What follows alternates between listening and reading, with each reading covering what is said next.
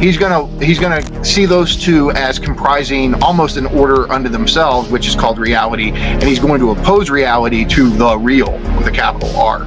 There's objects we desire. There's things that we sit around and think, oh, if I could just be married to a person like this, or if I just had a house that with certain things in it, right? Or if I had that car, or if I had that job, right? There's things that we are aware that we desire, the objects of desire.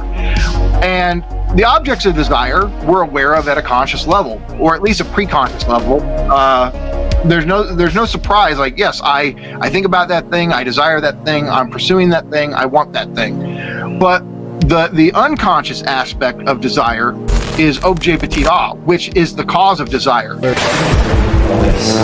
Intersectional feminist characterization of the libidinal forms of energy, of your desire, of your interests, of all of these different things, like they become you. And so a new symbolization, like, has time energy at its center, and it says we need a new symbolic, existential, structural, like, way of thinking and talking about everything.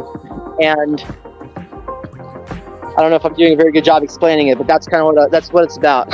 I still think the fundamental, like the core issues we as human beings are facing are of time energy appeals. That's my whole thing, is I want my time energy. Liberal leftists, but I'm fucking over it, dude. I'm so fucking over people trying to dignify project.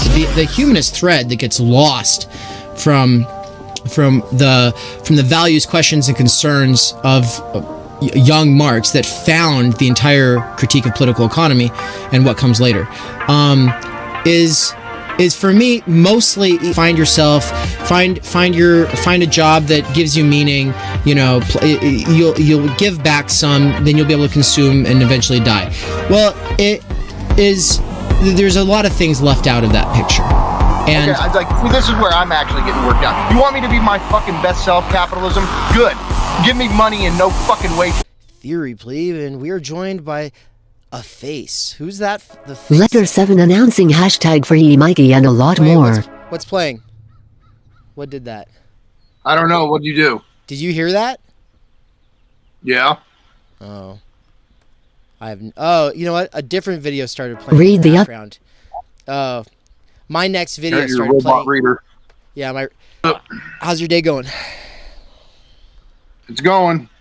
All right. Got to do a little review of this lecture I wrote, considering how little we got through last time. Like, damn, I did not plan to make a lecture this long, but we'll get through as much of it as we can. Cool. I mean, here, I've got a couple of concerns here. Ann just says, okay, this intro is epic. Thanks, Ann. Good to see you. What's up, Ann? I'm a little worried about the internet connection where I'm at. I'm going to be perfectly honest. I'm just outside of a building that I got locked outside of. I pay for access to this building, and it has a high-speed internet inside of it. But for some reason, my code's not working, and I'm not sure if they changed something. So I emailed the coordinator lady like 2 hours ago. I still haven't gotten a response. So here I am. And Ann said, wait, we actually get to see Michael's face? I know. It won't be forever, Ann. I'm just popping in to make an appearance. I'm not a pure voice. Not a I'm a subject of embodiment. It's great. And the Swoletariat's in the chat. Welcome, Swole. Swole says, hey, what's up, Swole? Swole says, LOL. He said something about Ukraine, didn't he? Now, Swole was saying, where'd that comment go? Yeah. So somebody had commented on this and said that Žižek is just some shill for NATO. And obviously that's two separate things, obviously. And then let's just imagine really quick that in this person's universe that they're not confused and that they actually are correct. Hold on, just restate that briefly, because the important point you were making you cut out on. Just make sure people hear it. Well, which part? You were explaining, okay, Žižek said something in support of NATO.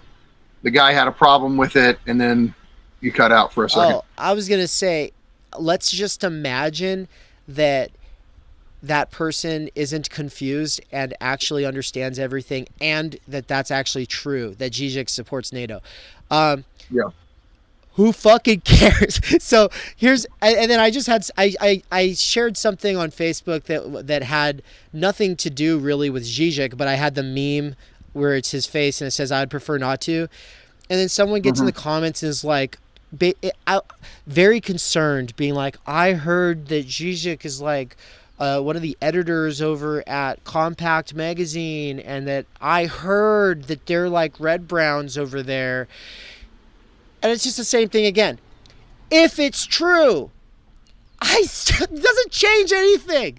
Like, I'm committed to understanding great thinkers and their opinions on geopolitics, or how they apply that stuff politically, is a different universe of thinking, set apart from what I call. So if Zizek supports NATO in some way, what is that? That refutes everything he says in Sublime Object, right? And that was we can throw ticklish subject and less than nothing. We can commit him to the flames because he said something supportive of NATO. I guess. Yep, I think we should definitely burn his books now. This one right here. Yeah, all 50 of them have to fucking go. I've got my lighter. Let's roll it up and burn it. Yeah, but this is a typical said or Žižek off as a thinker from that one statement, whether or not the statement's true or not. Like, that doesn't matter. But you haven't cut out in the last couple minutes. All right. Well, Anne, if it gets to be too bad, are you having trouble on your end? It's just that Anne said that she'll give me her hotspot if I need it. Well, if I need it, then you got to bring it to me, and I'm just gonna stop paying attention to it for the time being and act as though everything works. So what I wanted to say about that person's stupid comment is that I responded to it and I said basically what you just said. Oh, let's just commit all of his theory to the flames then, because you disagree with his geopolitical opinion, and yeah. And then I did it in quotes, though. I was like quoting the person saying we should just disregard him as a thinker. And then I quoted the guy saying he was dumbfuck Jones. And so then he deleted his comment. And now people are going to be like, oh, you're bullying. No, you know what's bullying? You know what's fucking bullying? Is this anti-intellectual fucking stupidity on the part of everyone I know who's so willing to dismiss a thinker because, oh, they're dead. Oh, they had an opinion I don't like. Okay, and you have never had an original thought in your life, you fucking idiot. Anyway, so welcome to the stream. We're trying to think. We're getting this Dave today. Yeah, you are getting this Dave today. I guess the only thing I'll say about my rant is I'm just fucking tired of people wanting to treat this, what we're doing here, which is actually very difficult, wanting to treat it as though it's easy and is something that is reducible to politics. And I think that if your way of analyzing everything is, oh, how does this fit into what I believe right now? Then you're an idiot. And I don't think you're worth my time. I don't think you're worth your own time. And I think you should probably try to do better. So anyway, let's reorient really quick. I guess the one thing I want to say before we dive in, we'll have to do a quick little recap of the notes from last time. And that's just to say, look, if you're joining right now and you are playing video games, go ahead and put a 1 in the chat. You know, I understand you don't want to sit there and type a lot if you're playing video games right now. Put a 2 in chat if you're at work. And if it's neither, but you're going to be AFK, do at some point say hello. That's how you say no to alert culture, is by at least introducing yourself and saying, hey, thanks for doing this. We're listening in. That's nice of you to do that. We really appreciate it. And then as far as anybody who's trying to make this into an educational experience, take notes, write down quotes, paraphrase things in your own words, even replay parts of the stream and then just speed it up to catch up again. And then as people come into this chat later on, we will be reminding them, start over at the beginning, play it from the beginning, speed it up, and catch up, because we are doing this on YouTube. And so taking notes, paraphrasing quotes, replaying parts, also coming back to this in the future, These are all just parts of it. And some of those notes that you end up taking, some of those paraphrases you end up making, some of those quotes that you end up doing should be shared into the actual comments of this video in the future if you're serious. So please do that. We appreciate it. So, the theory, I love what you're doing. Like, that was so cool. You did timestamps over on Todd's video. That was great.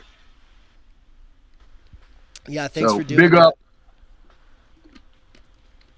So what do we yeah, talk I about kind of last time? just want to pick up where I left off. Yeah, there was a brief 10-second disconnect. I mean, look, we're just going to have to go with it. And if it's a little choppy, then okay. But otherwise, we'll just keep it going. So we left off. I was talking about these two key points in Žižek's theory of ideology, which is ideology ends up creating reality minus the traumatic real that secretly and virtually structures society. We were also talking about how, like, this our everyday spontaneous reality is itself ideological, which means ideology goes much further down than Marx understood. It's not a simple mistake in misconception or misrepresentation of reality.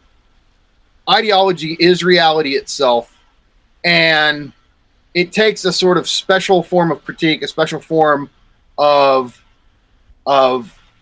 thinking to even be able to see that reality itself is ideology. So, and then that's the whole point of the They Lives example, John Carpenter's great film with the glasses. Like, the point is, like, you have to have some supplemental aid to be able to perceive reality as ideological. It's not reality is not like a spontaneous, accurate relationship to states of affairs as they are, basic default setting. It's not a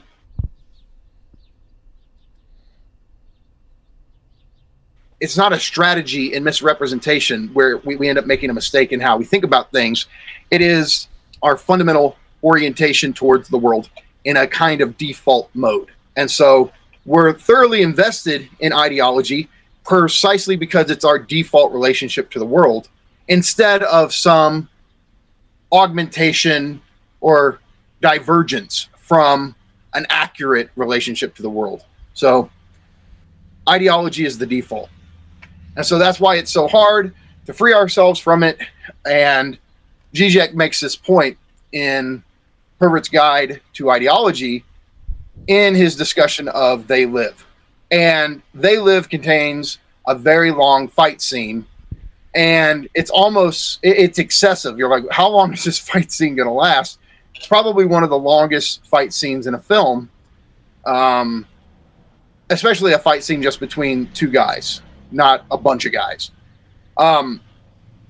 So you go, well, why is the scene so long? And Žižek's point is that the length of the scene, the excess of the scene, is stating this is how hard it is to free ourselves from ideology and to actually see things truthfully. So that's what he likes about the long duration of the scene.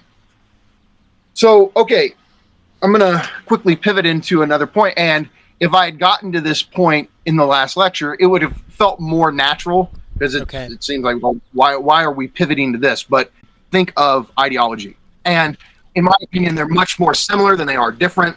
But I think it just helps to understand how the two of them would differentiate themselves on the topic of ideology. So the key here is to understand what both of them have in mind when they refer to universality. Well, for Slavoj, the universal or the universal position has to do with the structural antagonism in a society, which we talked about last time.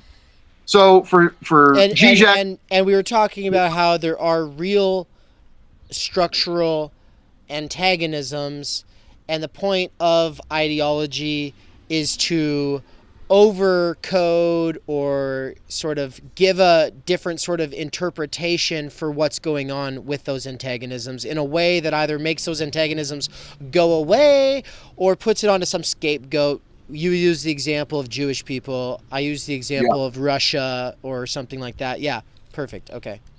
So here's the point, and this is an opportunity to reword it in a way that hopefully will help. So when you think of the universal position, universality, or when you think of the structural antagonism or the social symptom, this is the position of the real. This is, and so ideology doesn't want us to find this main nerve of society, precisely because the main nerve of society involves a certain antagonism, structural antagonism, conflict, something that makes the society possible, but also makes it impossible, which the thing that makes it capable of functioning is also the thing that can destroy it or undermine it. Zizek's example is the proletariat. For capitalist society to function, you got to have wage labor, but at the same time, it's the wage laborer, proletariat, that can undermine the very society it makes possible. So that's why he also likens the proletariat to the symptom of capitalist society, because it functions like how an individual symptom does in the clinic. So insofar as the individual symptom, if somebody goes into analysis and they're dealing with the symptom, they act like the symptom is some foreign intruder, some foreign thing, when in reality, that symptom is like a coded message of their subjectivity, of their desire. And so it's actually the hard kernel of them, yet it's perceived as this externality. And so the point is, it's a condition of possibility and impossibility. And so that's what Žižek's doing. He's taking the concept of the symptom as developed by Lacan, and he's applying it to society as a whole and saying society itself has its own symptoms. And so, so for Žižek, in the position of universality, and okay, so I should say something here. Žižek is inspired by Hegel's concept of universality. It's not the concept of universality philosophers typically have in mind. It's a somewhat strange concept of universality, but both Slavoj and Todd have this Hegelian concept of universality in mind whenever they're talking about it, for the most part. Can I say a couple things really quick? Because I just know that a lot of people are like, so what? Why? What's the point of all of this universality talk? There's a couple of things about universality. First of all, some would say you're not even doing philosophy if you're not thinking in the universal. And then second of all, critical theory has preoccupied itself with critiquing the universal or people's attempts to take up the position of a subject able to think in the universal. And the kind of go-to identity politics example is just that, at the moment that you think that you've stepped outside of your particularity and that you are thinking in the universal, say it's logic or something like, and you're being very logical about the issue, you probably actually bring a lot of your particularity into the analysis, and it's particularly easy for people who are representative of the majority, or not very marginalized by the society, to think that they are doing a universal sort of project or analysis, but it's actually excluding people. And that's the general line of critique against the universal. And that's something that Todd McGowan in his book on identity politics he's going to argue for a different kind of universality. But you're saying that there's that universality has a function, or it has an important role to play in ideology and the theories of subjectivity and ideology in all three of these thinkers, for McGowan and Žižek. Here's what we've got. Well, Hegel, Slavoj, and Todd. Okay, so here's what we've got. So if the symbolic order or the social order is, let's just call it society, right? It's easy to say, well, the universal is society. It's the big other, or it's the general way of things, right? what Hegel did is say, no, the universal, when we're talking in societal terms, the universal is actually that which is excluded from society. It's not the general truths of that society. It's the space of exclusion. What that society either excludes, the type of person it excludes, or it could simply be something that it is impossible for this society to do. Like a structural deadlock is a conflict. It's something it can't fix, right? So whether we're talking about a structural antagonism, or as Todd does, a universal lack, the position of universality is very much a position in the real, because it is precisely what is excluded from the symbolic order. And so this is basically the difference between Žižek and McGowan. So here's the point. They are not far apart, since both would say that universality is not mastery, i.e., the overarching power structure of society. A lot of leftists tend to think the universal in that way, like you were talking about. Like, the universal is the overarching structure of power and domination in society. But for a Hegelian, it's precisely what escapes or is excluded from that overarching structure.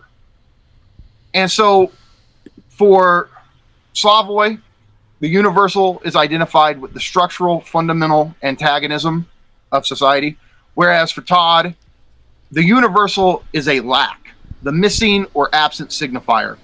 And so what Todd means is that not just a structural conflict built within the social order, it's something that all of us lack, right? Now, you would immediately, it should catch your attention, because you're sitting there going, well, what we universally all lack, and so that would be an example. So you're saying time energy. Yeah, and you're saying time energy would be a good example of that, right? Right, because is that not something we all collectively lack that's excluded from the social order as a whole? And I would just add, because Anne said in the chat, the universal is what's excluded from the symbolic order. I'm not sure if that makes sense to me. Haha. And you haven't caught up on the last stream, and we're not going to beat this dead horse, but I will just say that what he's referencing is the triadic registers in the Lacanian theory, where you've got the real, you've got the symbolic, and you've got the imaginary. The imaginary is basically just the way that things appear.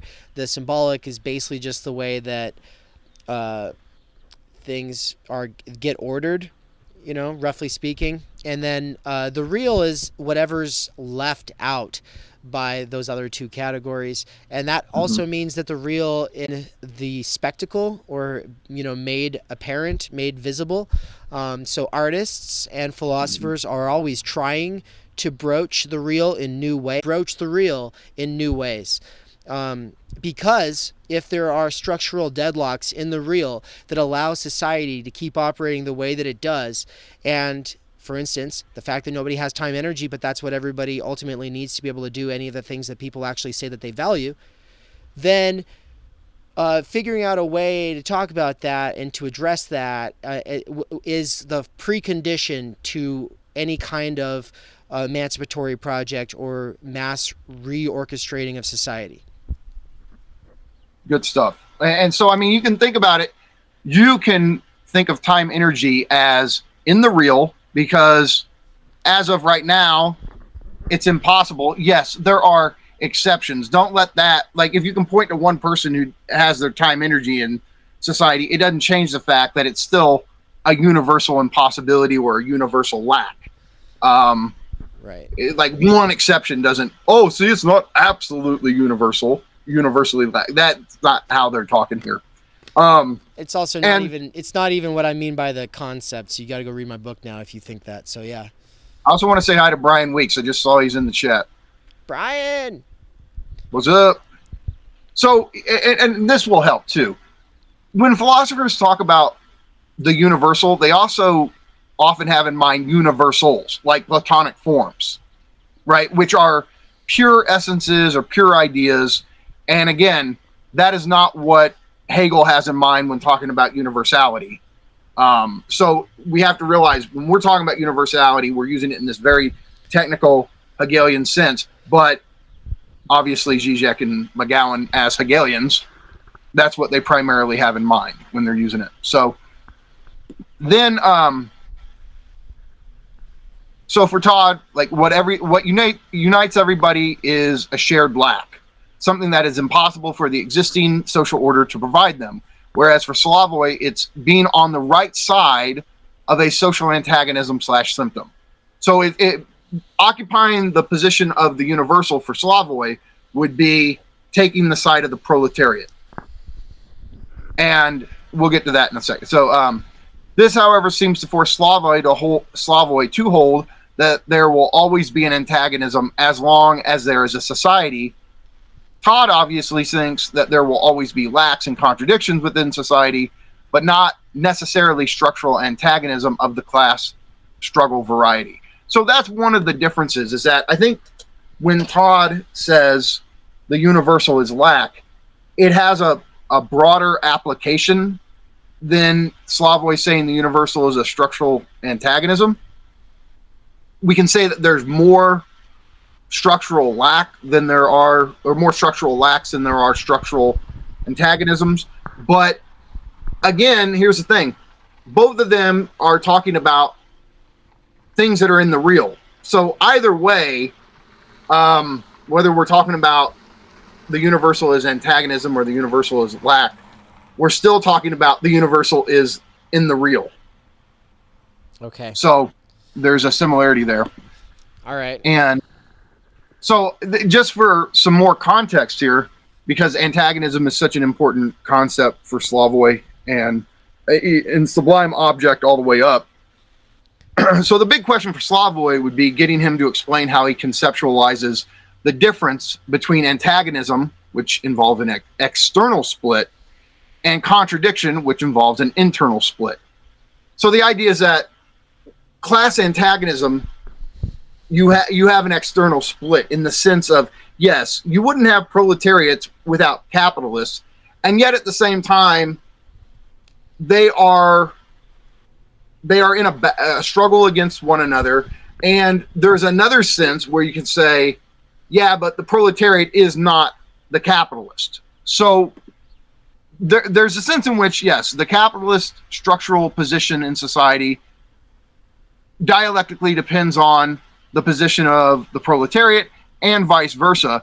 But there's an important sense that Marx emphasizes where it's like, yeah, but there's also a radical split. They still stand in a kind of external relationship to one another. And so this is the idea of antagonism, is it involves this external split where, yes, there's a structural conflict, but one side is trying to undermine the other side, right? And you also have to think of them as external to one another while understanding they're also dialectically dependent on one another. Right. Interdependent. Okay. Yeah. And so really quick, so if it's outside, if it's like the bourgeoisie and the proletariat, then it would be, this is a structural thing. Oh, it's antagonistic then in that case. Not the same thing as contradiction. A contradiction would be internal, you're saying.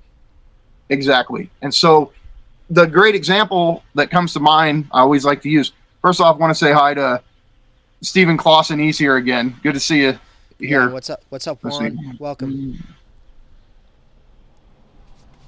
I hope everyone's enjoying the meme reel on the top right. I know that's it's been an evolving thing that I've been doing. I made like 7 personalized ones for this stream specifically. If you're listening to this on the podcast version though, don't you worry.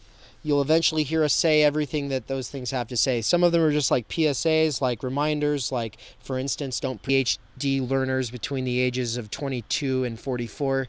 And so that's people at work, people gaming, multitaskers, ADHD, and so we have learning tips and stuff like that. But we'll go over it all eventually anyway. I just wanted to draw people who are watching live, draw their eyeballs' attention to that. And hey, don't worry about getting distracted. That's the point that I was just making. So anyway, get back to it. So yeah, it just important to realize there is an external relationship. Capitalists are not proletariats. They just also have a dialectical interdependence on one another too. The internal conflict would be when a thing itself is simply contradictory within itself, right? So this is what Hegel provides us with throughout the whole trajectory of phenomenology of spirit. We'll start with sense certainty because I think it's the easiest mode of consciousness to see this.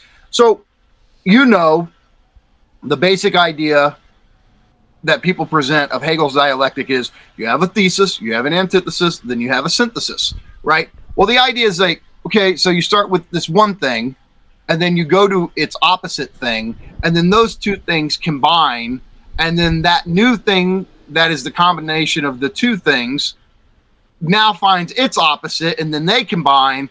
And Todd especially, but also Žižek, I mean, they have spent a good majority of their intellectual careers critiquing the thesis synthesis, the thesis antithesis synthesis triad. And when you read Hegel, that was always one of the problems I had reading Hegel. I was always trying to make each mode of consciousness fit that schema, and they don't. Because here's what's going on. Sense certainty is internally split. The reason it gets undermined is not because it ends up opposed to another mode of consciousness. Say, it's not like sense certainty and perception are opposed and then they morph into understand. That's not what's going on. The whole point is that sense certainty is internally contradictory. It's internally split within itself. And so sense certainty is trying to reach the certainty of knowing its object. So anything, I'm surrounded by books right now. I'm looking at a copy of Mark Fisher's Capitalist Realism. So I would say this is this, right? Like I want to point at it and say this, like I'm naming its particularity. I'm getting at its raw singularity by pointing at it and saying this. That's what sense certainty wants to know. It wants the certainty of knowing an object in its brute singularity, right? But of course, here's the problem. In the domain of language, when I look at it and say this is actually the most universal concept. I can say this of everything that exists. This. So in no way am I, no, go ahead. This, there, that. Here, now. Here, now, exactly. And there can also mean I, you. Then. Yeah. These are all just universal placeholders. Yeah. Yeah. And so in trying to speak, to know with certainty, have knowledge of this particular, I'm not even trying to state, I have a copy of Mark Fisher's book. I'm trying to speak the singularity of this copy of Capitalist Realism. In trying to speak its singularity, I speak its universality. And so the mode of sense certainty is itself contradictory or self-undermining.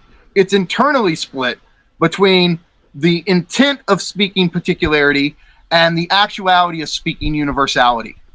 Yeah. And so the contradiction is within itself, and it's through this that it opens up, okay, I've reached a structural deadlock. What I'm doing internally fails. Well, okay, maybe I get the particularity of the thing through incorporating its universal qualities. So that is what perception is. It's the failure or deadlock of sense certainty that gets us to viewing the object in a new way, which is perception. But it's not a synthesis.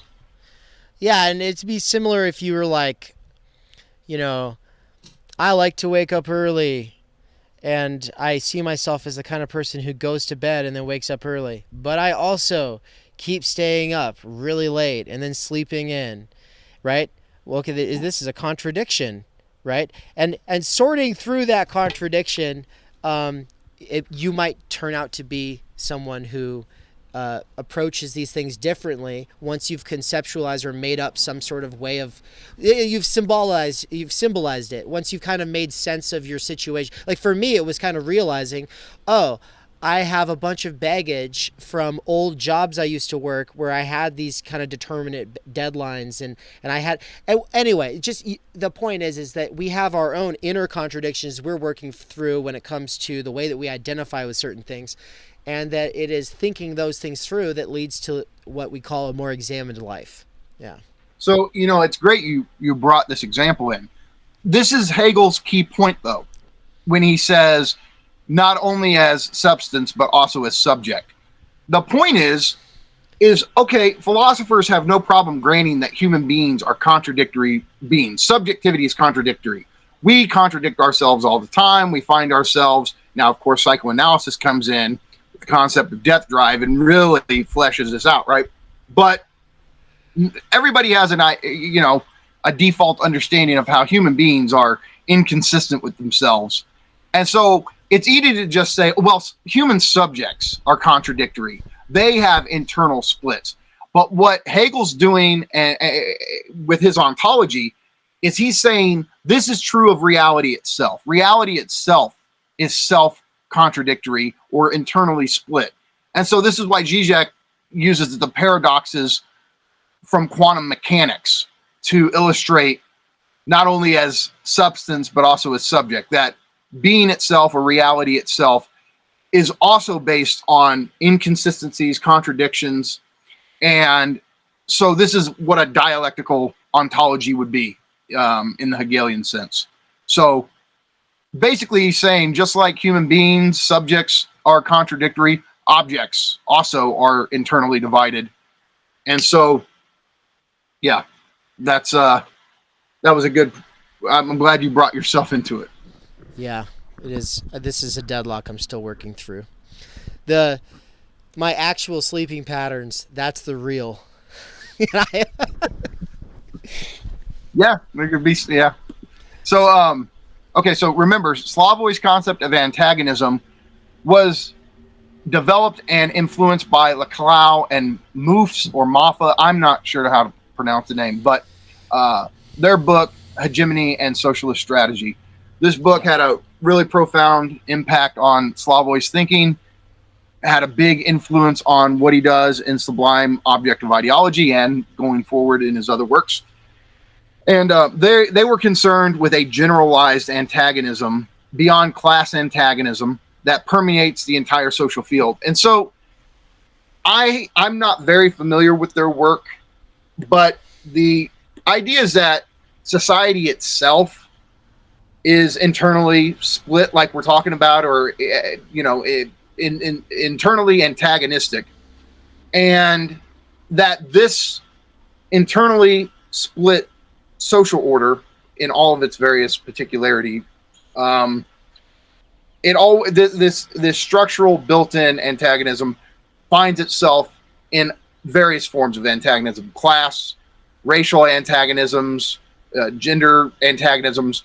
All of these different forms of antagonisms are manifestations or incarnations of a grander, more structural antagonism. And now you're going to sit there and go, well, what is it? I'm not really sure. They act, as far as I understand, they just act like somehow the social order itself is antagonistic. This is something I need to know better.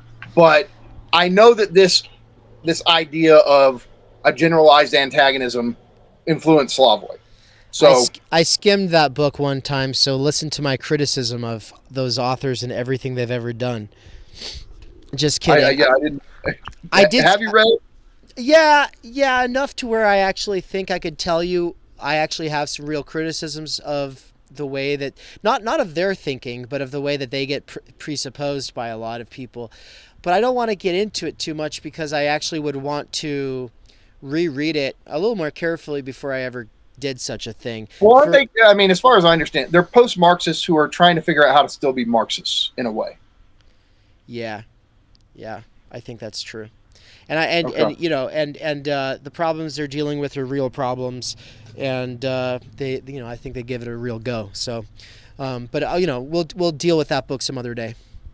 Okay, so Swole, I don't know what you mean. Hold on. Everyone in the chat, for all future time, I need to make one of my little stream reminders so that everyone is always reminded of what I'm about to say. But if you say something in chat, you need to say, so for instance, if you say, isn't that Freud's thing? Which is what Swole said. And Swole, sorry for being my example, but you're going to be my example here. Isn't that Freud's thing? That is a universal placeholder. We were just talking about this. The word that means everything and anything. You have to tell us what you mean. People in chat do this all the time. They'll be like, they're responding to something that we say, and then they'll use the word that or it, usually. And then it's like, say what you mean. Don't Okay. But now that you gave Swole shit, I'm going to respond with a positive note.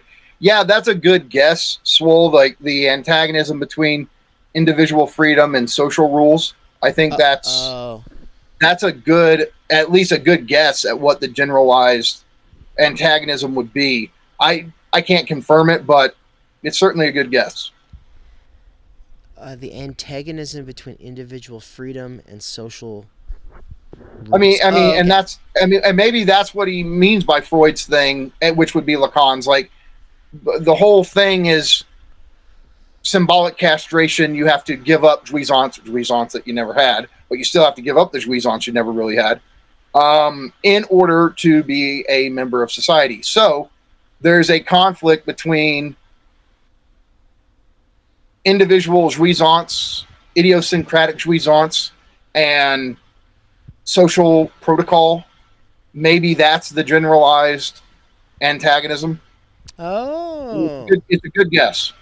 Okay, and we're Laclau and Moffa, whatever. It's probably French, huh? Moof. I think Todd says moof, but okay, we'll go with moof. Yeah, so Moofa makes it sound like a mob boss, but so yeah, so Laclau and Moof, are they Lacanian? That I don't think so. I don't think they are at all. I mean, that would be one of the point or master signifier. You cut out for a sec. They might what? Hey, okay, I figured that. They might have a certain influence from Lacan, because the way Žižek uses master signifier and quilting point in relation to social dynamics, they did a similar thing in that book with like having a privileged signifier like that functions in those ways. And so maybe that was the influence from Lacan. I'm not sure. Okay. But so the point is just that their book really influenced Slavoj, and it's part of the reason antagonism is such a central concept in his theory of ideology. But the point when it comes to contradiction is that contradiction opposed to antagonism is internal. Contradiction is a self-direction. A self-direction. Yeah. So it's important to note that neither antagonism nor contradiction are opposition. So I know this is fun, like we started off the lecture doing all these basic distinctions, but opposition is neither antagonism nor contradiction. Contradiction's an internal split. And I want to contradiction is an internal dialectical split. Antagonism is an external dialectical split. Opposition is where it substantializes both things. They are what they are, independent from one another, and then they happen to come into a conflict with each other. It's as if you have two things that are not interdependent on one another. They are Aristotelian substances. They are what they are in and of themselves, and then they come into a conflict. And so the idea would be like, okay, if both the wage labor, if we're talking about contradiction, both the wage labor and the capitalist are internally split. We'd have to think it out, but like the idea is that they both those positions involve an internal contradiction, right? Antagonism would be saying, okay, these two positions are dependent on each other, so there's a dialectical relation, yet nevertheless they are truly pitted against one another. There is an external relationship there, even while they are dialectically dependent on one another. Opposition says no dialectical relationship. They are two pure substances. They are what they are in and of themselves. And then an opposition between the two gets established. So somebody who thinks in terms of opposition would say, we could have wage laborers would be wage laborers even if there were no capitalists. And capitalists would be capitalists even if there were no wage laborers. Now, you and I laugh at hearing something like that. But that would be how to think in terms of opposition. Who doesn't think interdependent terms in the... Hold on. You cut out. Hold on. You cut out. Start again. Son of a bitch. All right. Well, so... There's a person who doesn't think dialectically is what I caught. Yeah, so there's a person who doesn't think dialectically, which means that they've never really thought about how two things that are enemies or the opposite terms in a debate might be mutually interdependent, interreliant, reflecting and mirroring one another in various ways, and more importantly, that might be a part of a... And they fight it out, and they think of any kind of apparent binary as mutually exclusive. You would say that person is thinking in terms of opposition. If we're doing it, Zizek's way, you said? No, like somebody who thinks in terms of opposition is basically somebody who presupposes substance ontology, Aristotelian substances. Like things are what they are in and of themselves outside of their relations to other things. Whereas whether we're talking about antagonism or we're talking about contradiction, that's where we make the move to dialectics, where we see how two things that are at odds with each other, whether it's an internal division or an external division, nevertheless, they are at odds with each other, but in a way that still presupposes or mutually conditions each other. I thought I said that. Oh, well, okay. But you said opposite. Okay, well, maybe you did, and I misheard you, which that would be some sort of a parapraxis too. So the person who doesn't think dialectically just thinks in terms of opposition is what I was trying to say. So then... Yes. So... But then, on the other side, though, what happens a lot of the time is when a person learns to think dialectically, they start to see everything in terms of dialectics, and it's like, well, sometimes there's just a real, like, mutually exclusive opposition. And here's where you get the sort of either or Kierkegaardian kind of response, where it's like, no, you're going to have to actually choose. You get married or you don't, and you're going to be miserable either way. And it's right. Yeah. Okay. Right. And so it's also important not to see a dialectical relation where there is You said before. It sounds funny. Trees existed before what? Trees existed before iPhones. They don't have a dialectical relationship. Okay. Right.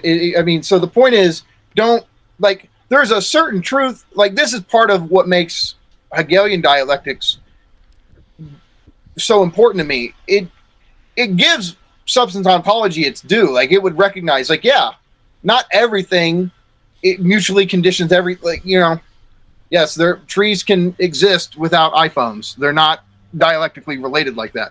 So, but the point is, if you do substance ontology to the letter, like a good Aristotelian, then yeah, you're going to not see dialectical relationships, and then you're not going to see a whole lot of what ontologically conditions certain beings, certain states of affairs. Cool. So let's see. Really quick, last time we spent most of the conversation building up to and then talking about law in its threefold way, where there's official rules, implicit rules, and then inherent transgression. And then we've, for this one, been focusing so far on how antagonism and contradiction have two different meanings, and neither of those is opposition. And I'm glad that you've kind of belabored the point on that one, because I think I get it now. And you'd referenced it in the past where I don't think I got it. And so, yeah. And I don't think I've gone into this in a blog post or anything. I have a little bit more I want to say about this stuff before moving on. Just, again, some part of me, when I'm doing a lecture like this, I don't want to just reiterate stuff I've said on the blog. Even though I know at some point we'll probably talk about the phallus post or whatever. But yeah, so I just son of a bitch. You cut out again. Antagonism a little bit more. And Okay. so there's Lacan and Mouf's or Lacan and Moffa's influence on Žižek here, but there's also Hegel's. And so Hegel embraced the idea of war, which, again, you know, we don't really like. That rubs us the wrong way. But as a dialectical thinker, his idea was, okay, Hegel embraced war because he thought that external antagonism was the condition for internal peace within the state. And Slavoj kind of seems to have been inspired in this way. Glad about war or anything. It's this idea of formal or structural antagonism this is why Hegel embraced war. And so the idea is, and it's kind of a simple one, but if there is no possibility of foreign war, then the antagonism migrates within the social order itself. And here, when I hear this, I don't like it, but at the same time, I see a certain truth to it. So a greater consensus among average Americans about things. Americans, you know, of course, then, I mean, there's obviously the glaring exception of how black people were treated and Native Americans. Okay. But on a general level, there wasn't as much internal conflict as we see now. And so, the idea is that, okay, when we had Russia as this external threat, the Soviet Union, Americans, like, there was maybe greater peace, greater consensus for a while. Russia or Soviet Union collapses into the 80s, and now we find ourselves in this very heated culture war. And Hegel could use this situation of saying, see how the antagonism migrated inward in the case of America. And so this is maybe the point he would make here. And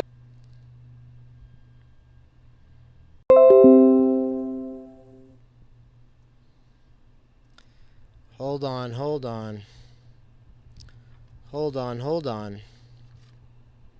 Are we back yet?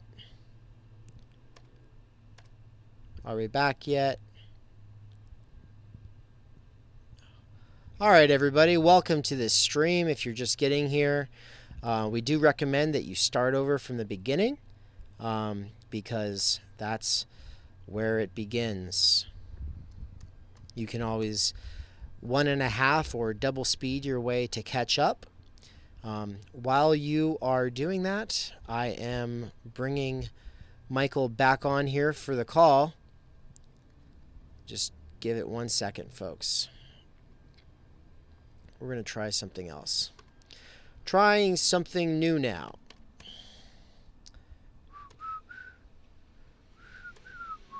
Bear with me, for the love of God. Michael. Oh my fucking God. Come on.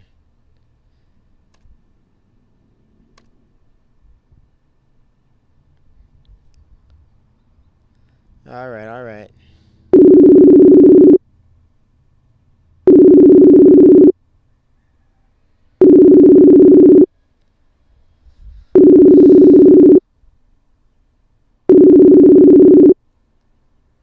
This is agonizing.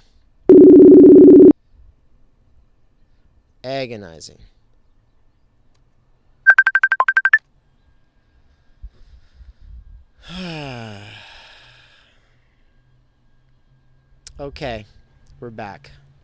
okay. All right, quick note for the order. I know Anne said she was going to bring her hotspot over here if it kept being bad. So I waited a long time, and then I decided, you know what? I have a hotspot. I don't know if there's much left on it. So next time it cuts out, I'll just switch. And then everyone's going to be like, oh, no, you cut out. You dumped you for a second. I know. I know. And guess what? Some dumbass in the future is going to be like, oh my God, this isn't edited so that I can just watch it like it's some polished CNN clip. Yeah, suck our dicks. Fucking, we do everything ourselves. That's what you get. Anyway. There you have it. That's it. So anyway. Let's see. Hold on. So I'm just checking. Yeah, where are we at? No, I'm looking at Marvin's comments, and these are good. Like, yeah, but doesn't the external threat also prevent us from resolving internal antagonisms?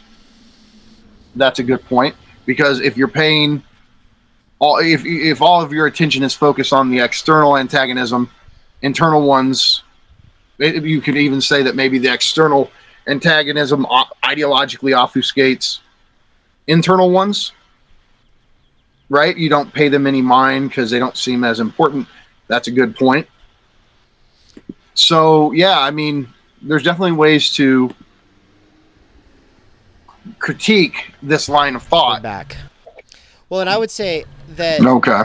Sorry. All right. Quick. You could hear yourself and myself, couldn't you? Yeah, well, I'm trying to get the...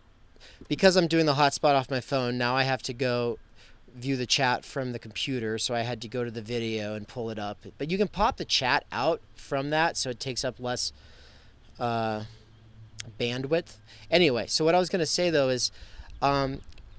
look, if you're doing this, if you're spending your Saturday hanging out with some theory bros, then guess what?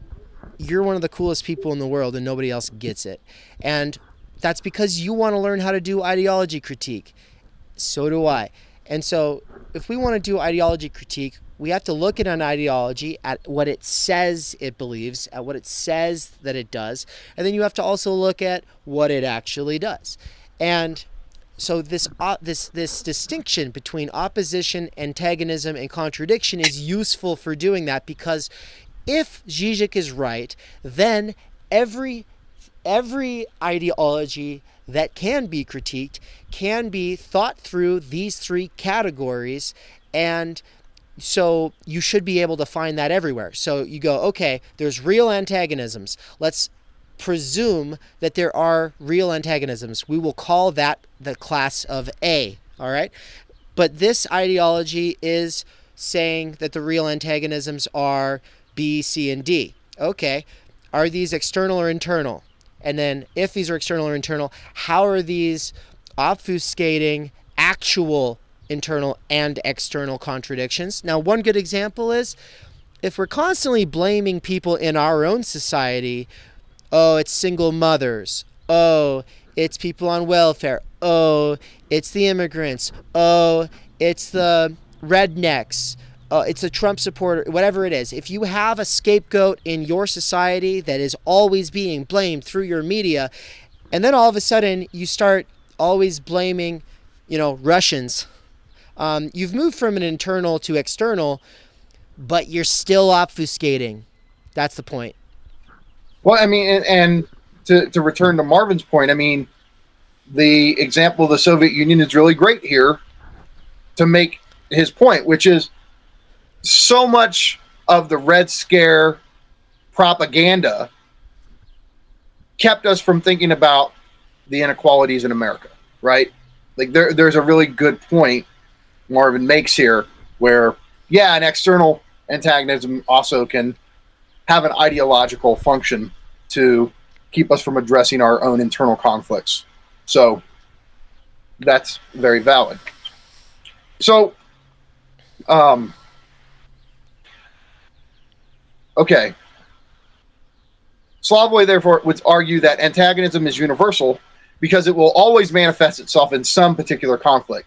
That's why, for him, to be a universalist necessarily involves taking the side of the antagonism that actually recognizes the antagonism. For example, the capitalist bourgeois class never recognizes class struggle, but emphatically affirms the organic unity of liberal capitalist society. there is no class warfare for the capitalist. Marx and the proletariat, on the other hand, recognize it. Now remember, Margaret Thatcher famously said, there is no society, there are only individuals. Well, the ideology of this statement lies in how it erases or dissimulates, obfuscates, the structural antagonism within capitalist society itself, within our symbolic order. And it's funny how she basically wants to exclude, she doesn't know this is what she's saying, but she's saying there's no big other at all. Not in the way, Lacan, and you know this, Lacan famously says there is no big other. But of course, there, in a sense, there is a big other for Lacan. His whole point, especially early on in his seminars, was showing how there's always the big other as the mediating third between dynamics between two egos. And so when Margaret Thatcher says there is no society, there are just individuals, she basically said there is no symbolic order, there is no big other, there are only individual egos. Well, to a Lacanian, this is laughable. To say there is no society is to say there is no language, there are no overarching protocols or rules to the symbolic order, and that we have direct ego-to-ego relationships to other people without the mediation of the symbolic order. It's ridiculous. But the point is, a good test, a really good test for if people truly believe that there's no such thing as a society and all they have is direct relations to other egos, is just pull out a phone and start voice recording the conversation. Oh yeah, exactly. Who's listening? Yeah, another ego's not listening. Yeah. No, it's just the big other. There's big other. The moment you start recording or saying something where it's being recorded, the moment it's potentially there in the future, you're in front of the big other is there with you. It's like when Jesus said, when there's three or more gathered together in my name. Is it two or more or three or more? I thought it was three or more. The point, it doesn't matter though. The point is they're together based on the mediating presence of him as the big other. Right? The reason they're gathered is because of the virtual third that isn't present there in the way that the other people are present. Yeah. Right? So, and I also love that you like my example of the recording thing enough to bring it in, because I like that example. It's a great way of showing, like, yeah, if you're having a conversation with somebody and they whip out their phone and start recording it, you're sitting there going, well, wait, what the hell? And even though no third person is actually listening in at the moment, yeah, it's like the big other is there. You've brought in this mediating third. And so, and like, it's almost there in a weird kind of, it's weird, almost like a spiritual entity. Like, it's not there, obviously, like another person, and it's always there in the sense that your two egos are speaking language. Okay. But if you whip out the phone and start recording it, you make the big other's withdrawn presence become very, very present. Yeah. It's almost there with the two of you in a way that it normally isn't. And obviously it was already there, ready to hand. You just kind of created it, but you just kind of made it present at hand, which also kind of causes... The Heideggerian terms are helpful here. Yeah. And you said it was already an example, like, so is that in one of your blog posts? No, that is in the updated version of the Big Other post. Okay. Oh, that's right. And I did do that. I don't think you have that version, and it's, again, what I've added are just fragments that I gotta place within the post. But well, I wouldn't be surprised if I internalized your example and didn't give credit and thought it was my own. But the fact is, it's just a good example, so we could have both come across it because it's obvious. But yeah. Right. All right. So, but yeah, that's when she says that there's no society. She's saying there's no symbolic order. And when you hear it in the Lacanian terms, you just start laughing at it. Like, it's delusional. But so, again, the ideology of the statement lies in how it obfuscates the structural antagonism, right? If there's no society, then there can't be a structural antagonism, i.e. class warfare, baked into it. So if we get rid of society, we get rid of the structural antagonisms that structure that society.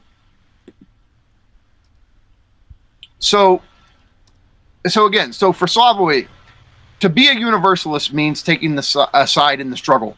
The universalist position can actually invite those in the other position to come over and join their side, which is to say, the universalist position of Marxist class struggle would say, hey, capitalists, like, just join us. Like, don't, this is not a whole thing like, oh, we want to harm capitalists or anything. The ideal would be for capitalists to actually join the revolution and say, we're done with this private ownership of the means of production. We want to be part of the revolution too, right? And so the idea is that this kind of leftist universal project is what's different from a particular project, which is to say, like, the KKK can't invite Jews and blacks to join their movement. No. Whereas those of us in the universalist position, because the reason why is because position. You cut out for a second. Yep. There. Yeah, so you said the reason why the KKK can't invite black people and Jews into the KKK is precisely because that position is based on particularity, whereas the position of the proletariat, it's about universal emancipation. So it can welcome even the capitalists in. Of course, the capitalist would have to stop being a capitalist, but the actual person, even if that social position or structural position of capitalists we want to see negated, we want to invite the person who occupies it into the movement to join in the universal revolution. And so the leftist emancipatory project can welcome all, whereas the racist or particularist struggle or movement cannot. So you see the difference between different forms of a leftist form of politics and a rightist or a conservative or whatever you want to call it, that's based on some sort of fundamental exclusion. And this is why it drives me absolutely ape shit when people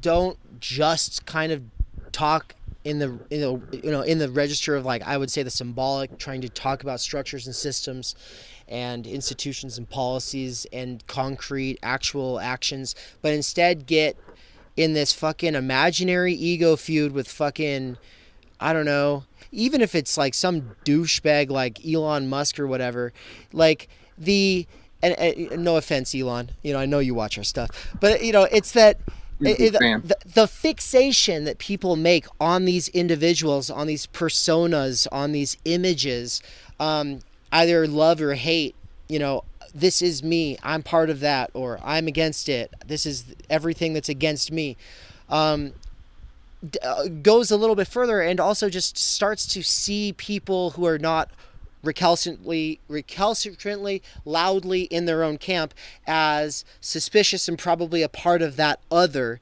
And but the thing is they will be seeing human individuals, flesh and bone people in their lives, singularities, as sort of like just extensions of this bad other, right? And the bad other is one that they think basically could be stopped with a guillotine. They think, well, if we could just kill this set of people, right? We've got their addresses, right? Like, we know where they live. They're real people. We could just chop their heads off, and then the flowers will grow back. A soft little sprinkle of rain will go by while the sun comes out from behind the clouds, and the hills will come alive.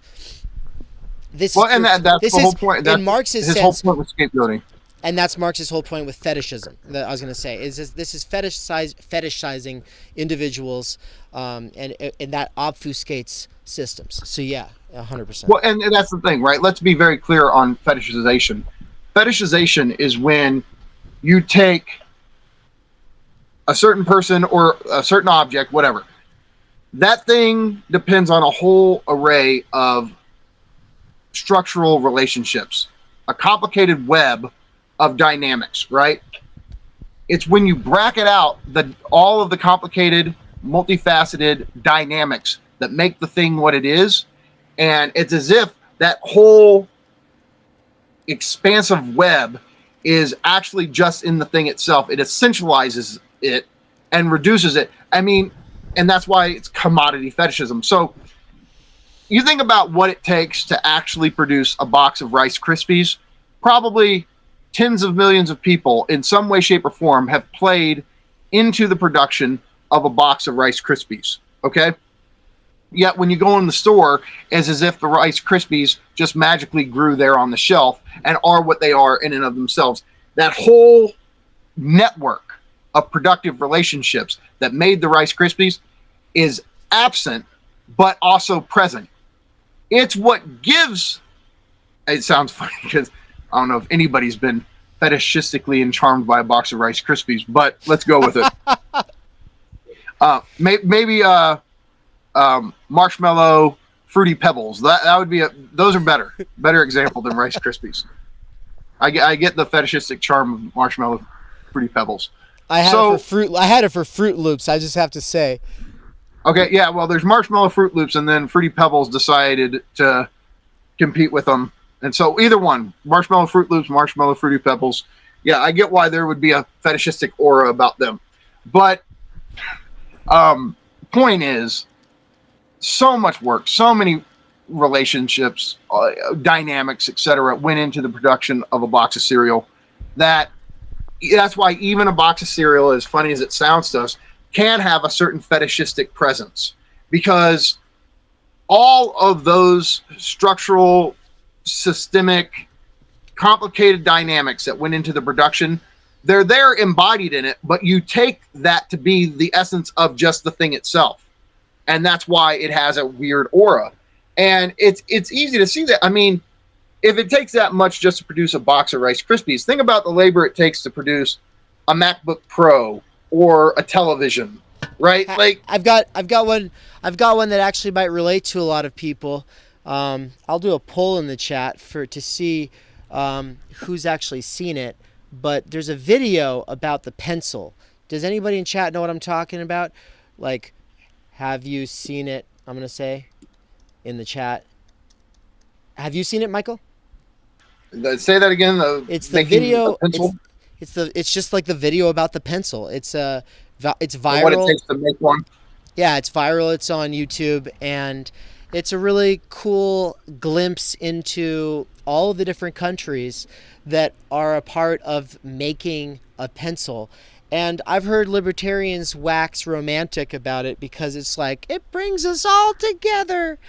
And what they're all kind of just ignoring or not seeing, because this is a form of fetishization as well, is obviously the production process, which obviously involves a lot of exploited labor, and that exploited labor is also being super exploited by the first world that has been using its foreign policy, right, and its trade deals to make it so that it's able to exploit that labor even more than it could in its own countries, right? And this is when capital gets on that global stage. And so that'd be a really cool video to throw together, is just take the video as it currently exists and then interweave what you just said about fetishization and what I just said and add some music, because like right there, boom. That's fetishization. People are like, wow, look at all the things it did to bring this together and bring all these people together to do this. Look, even if somebody doesn't go for Marx's overarching project or the tradition of Marxism in general, it's hard to not, if you understand what he's getting at with commodity fetishism, I don't see how you just can dismiss that. It's such a profound insight. And I mean, and I like talking about it in different ways. I think commodity fetishism, it can be a difficult concept to understand. I think because it gets talked about more than, say, objet or body without organs or whatever, it's as if it's an easy concept to get, and I don't think it is. And so I think the more ways we have to talk about commodity fetishism, the better. And one way I found is, okay, you just think about, I'm looking at my MacBook Pro right now. I'm thinking about what would it take for me on my own by myself to make a MacBook Pro? You have this weird, it is a kind of intuition of like, it's beyond like my wildest dreams or calculation of like, how would I possibly ever make this thing, right? And what you get in this moment is like, holy shit, think about the amount of knowledge and learning and experimentation and labor that went in to making this thing possible. And yet we act like all of that is just in the thing itself. Like the thing just has it. And so yes, but I just want to like point out that just to make sure that everyone gets it, that that video that libertarians will wax romantic about when praising capitalism for making the pencil is expanding the scope and still taking into account a ton of this other stuff, but it stays purely in the imaginary and still obfuscates what's happening at the structural, symbolic, and also real levels, which is the wars, the actual wars and CIA psyops. We're talking assassinations of third world, democratically elected people. We're talking about genocides. We're talking about all these things. I would love to read some books about the United Fruit Company and the people that it tortured and killed just to get this monopoly so they could sell us cheap bananas. But we're talking about this whole traumatic dimension of the production of these commodities we all use. Yeah, exactly. Have you seen Blood Diamond? Leo DiCaprio, right? Yeah. I haven't. Okay. I know you about haven't? it. Oh, no. No. All right. That's everybody's assignment. Go watch that and then go watch other videos where people talk about diamonds and almost all they focus on is the economics, but they're never doing it in a sort of critique of political economy way, which is to say you don't look at the production and distribution and consumption of this thing in a purely economic lens. You have to look at it as also in its political context, the horror and trauma of war and of what's actually being, because if you just look at states and what they say about what they do at the ideological level, you're missing what's happening at this deeper level, and it's still ideology functioning. I would say Blood Diamond is a really good example of the horror behind these commodities that people economize. So I didn't know we would go here today, but this is what I like about these discussions is where their real dimension, you never like these points that aren't scripted into it or planned or anything. Just want to say that if anybody wants a Lacanian reading of this sort of thing is Todd McGowan's book, Capitalism and Desire. In chapter 4, this chapter is titled The Persistence of Sacrifice After Its Obsolescence. What McGowan does in this chapter is say, like, okay, there's a sense in which ritual sacrifice has ceased to exist in capitalist society, which is to say, sacrifice doesn't have these ritualistic ceremonies or spectacles the way it did in older forms of society. But he also wants to maintain, but don't let that fool you, there's immense sacrifice that organizes capitalist society, right? Well, one of his examples is, hold on, where is it?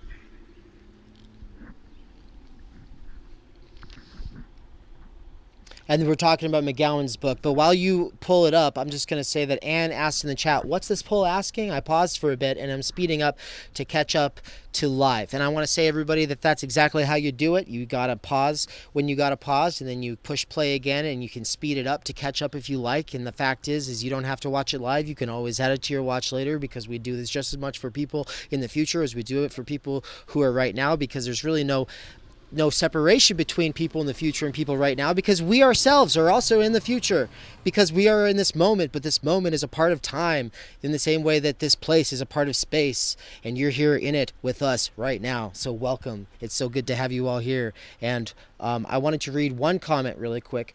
Actually two. Stephen Clausen is still here, so that's good to hear. Lucky Charms, all marshmallows equals jouissance, says Stephen Clausen. And then Marvin said something that I thought was a really good question. I know that I actually have a rule at the end of our channel trailer that says ask good questions. And I say that because I know some teachers say all questions are good questions. And I think that people saying all questions are good questions can make some people think, oh, then any question that pops into my head I should instantly ask. When in reality, you should write it down. Because all questions are good questions to write down and then look back over later and then maybe ask. At least give yourself a couple minutes. Dave, I have a question. What's your question? What's your favorite flavor of popsicle? Okay, let's talk about this. My favorite popsicle is actually... Oh, get the fuck out of here. Get the fuck out of here. A cough drop. I love cough drops right now. I've got Hey, these... where's the wild cherries? I told you to get wild cherry. I hate cherry everything because I used to... All right. I did too much... You're objectively wrong, but okay. I did too much dirtbag shit when I was younger. I fucking used to drink cough syrup, and the cherry cough syrup totally ruined my appreciation for cherry candy. But Marvin said, and this is a good question. Great question. This is a good question. He said, could you say that our tendency to make evil enemies in the face of a universal project could be said to be the lack of faith in our own projects?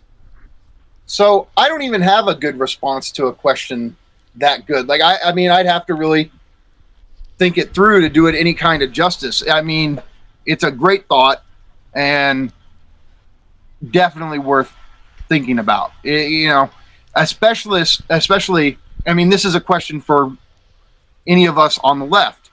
Why do leftist, universalist, emancipatory projects also so often find themselves involving the persecution of some scapegoat figure? That's a heavy question. And hey, here's a follow-up question, because I don't want to try to just respond to the question, because it is good enough that I'm just going to think about it for the next 10 years. I'm right there too. Like I don't even want, like, it's that good of a question. It requires some reflection on it.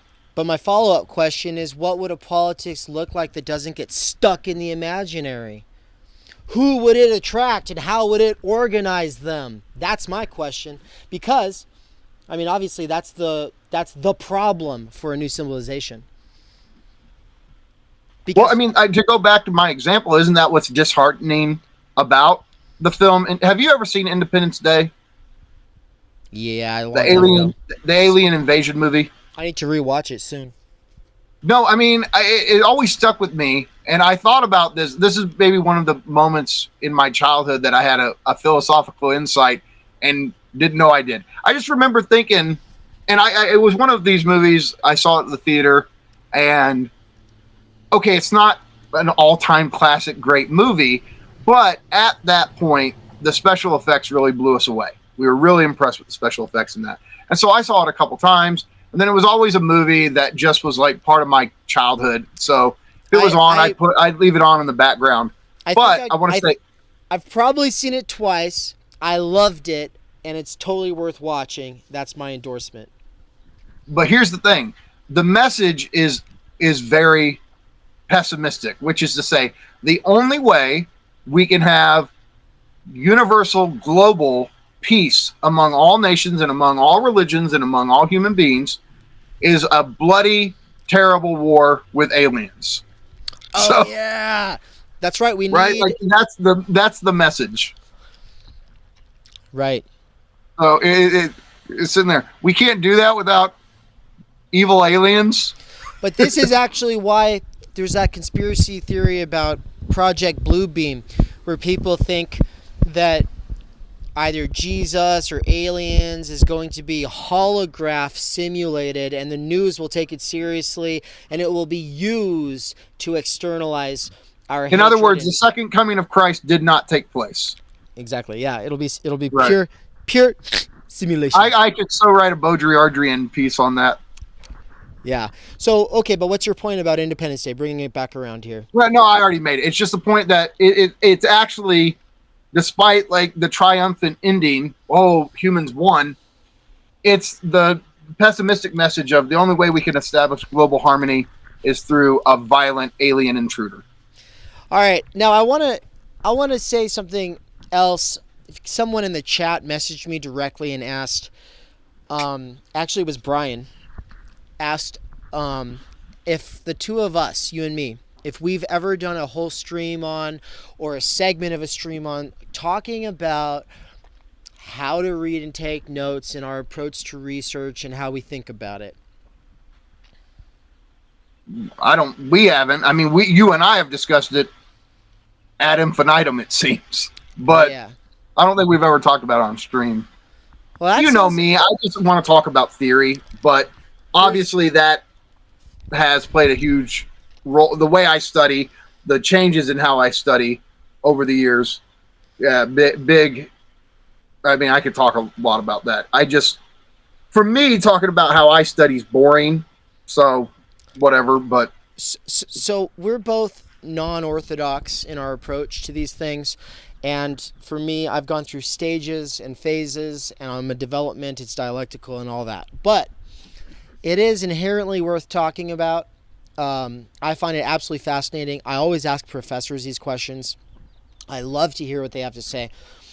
And I also love to ask what gets called autodidacts, which is really just anybody who is self-directed as a learner. So if you are learning all the time, then you've got to be developing learning styles. And I've been reading this book about learning styles called Mathematical Mindsets by Joe Bowler. It's really good. Anyway, all I want to say about that is we're not going to do it right now. We've still got we've got some good time ahead of us still for this conversation. What's our time limit tonight? How much longer we got? Let's talk about it in a second. I just want to, I got to go by about 7:30 my time. So 8:30 mine. Yeah. So, but before we get back to Žižek and ideology and, basically the second leg of this, you could call this a sort of intermission, what we've been on here. And so for those people who've been with us this whole time, I think that's really exciting. It's great to have you here. If you've been here this whole time, and if you're catching up and then you finally get to this point in the conversation, go ahead and say you got to this point in the conversation. Everyone can just say this in all caps. I got to this point in the conversation. If you get to this point in the conversation, drop it in the live chat, drop it in the actual comments of the real video in the future as well, to let us know that you actually got to that point, because there's our average is people only listen for 12 minutes before they drop out, and that's very cool, because I know a lot of those people add us to their watch later and then finish it like 6 months later. And so, hey, you in 6 months, it's good to see you here. But when you get to this point, say, hey, I got to this point. It'll be funny. But anyway, I wanted to do a quick advertisement from our sponsors. So it's not Squarespace. It's not Audible. It's actually just hashtag free Mikey, because he has a job right now, and that's bullshit. So we want to make that not happen. So you have to go to www.patreon.com/thedangerousmaybe, because if you want the best theory teacher in the world to not have to go to a wage labor job, then all we need is $3,000 a month at the bare minimum. And then for his creature comforts, 10 grand would be really nice. So get it coming. God. Bring that money in. This is what I need to not be on camera. I know you're all embarrassed, but here the thing is one last thing before we get to chat, and we'll touch on chat before we jump into the second leg of this. But the other part of this ad is not hashtag free Mikey, but it's related, because part of that is Michael Downs, right here with us right now, everybody, is going to make us a video essay. I will make tutorials for him. I will be his phone, Geek Squad specialist person when he needs help. But I will walk him through the process, and he'll be able to make videos like Cuck Philosophy, Jonas Cheka. And that's going to be really cool, and everyone's really excited about it. Claude McGowan makes video, and we don't tend to lump him in because it's like Jonas and Epoch and One Dime, but like I'm trying to get in the habit of including Todd, because I mean, Todd's videos on YouTube about Lacanian theory and Hegel and whatever else he's on, they're just some of the best ever. I mean, I go back to them all the time. They're right. so good. Not only is Todd's stuff really good and totally worth watching, but also, I mean, if you we in my hybrid literacy marathon stream, the 17-hour stream, I ended up saying a few times that the distinction between TheoryTube and BreadTube is TheoryTube watches Todd McGowan and is usually like less of a ego performance and a little bit more focused on, you know, understanding things. And so but McGowan is basically, you know, daddy of TheoryTube. He's got like the most popular theory podcast, Why Theory. He's got a bunch of really good books. I just read Emancipation After Hegel. I've read his Identity Politics. I've read parts of Capitalism and Desire. I plan on reading it thoroughly within the next, you know, 2 months here and discussing it with some people in my life within the year. There's a couple other books that people can get in on if you want to read Michael Heinrich's. That is one of the most universally acclaimed books. Every single person I know, I don't care if they're Deleuzian, Lacanian, Marx, everybody loves that book. Yes, this right here is Michael Heinrich's Karl Marx's Capital. It's the introduction to the 3 volumes of Karl Marx's Capital. And look, we're gonna, because I got a bunch of people I like that I get to read Das Kapital with in August, and I'm not going to talk any more about that right now. All I'm saying is this is kind of laying the groundwork for that. And so it's time to buy it, time to start reading it, time to start thinking about it. There'll be streams about it. There'll be conversations about it. And I really look forward to sharing that stuff in the future. But Todd McGowan makes really good content. We're going to eventually read his Capitalism and Desire within the year, like I said. Michael Downs has written some really good blog posts, really unpacking and adding to, in some ways, in dialogue with, I guess, McGowan's work.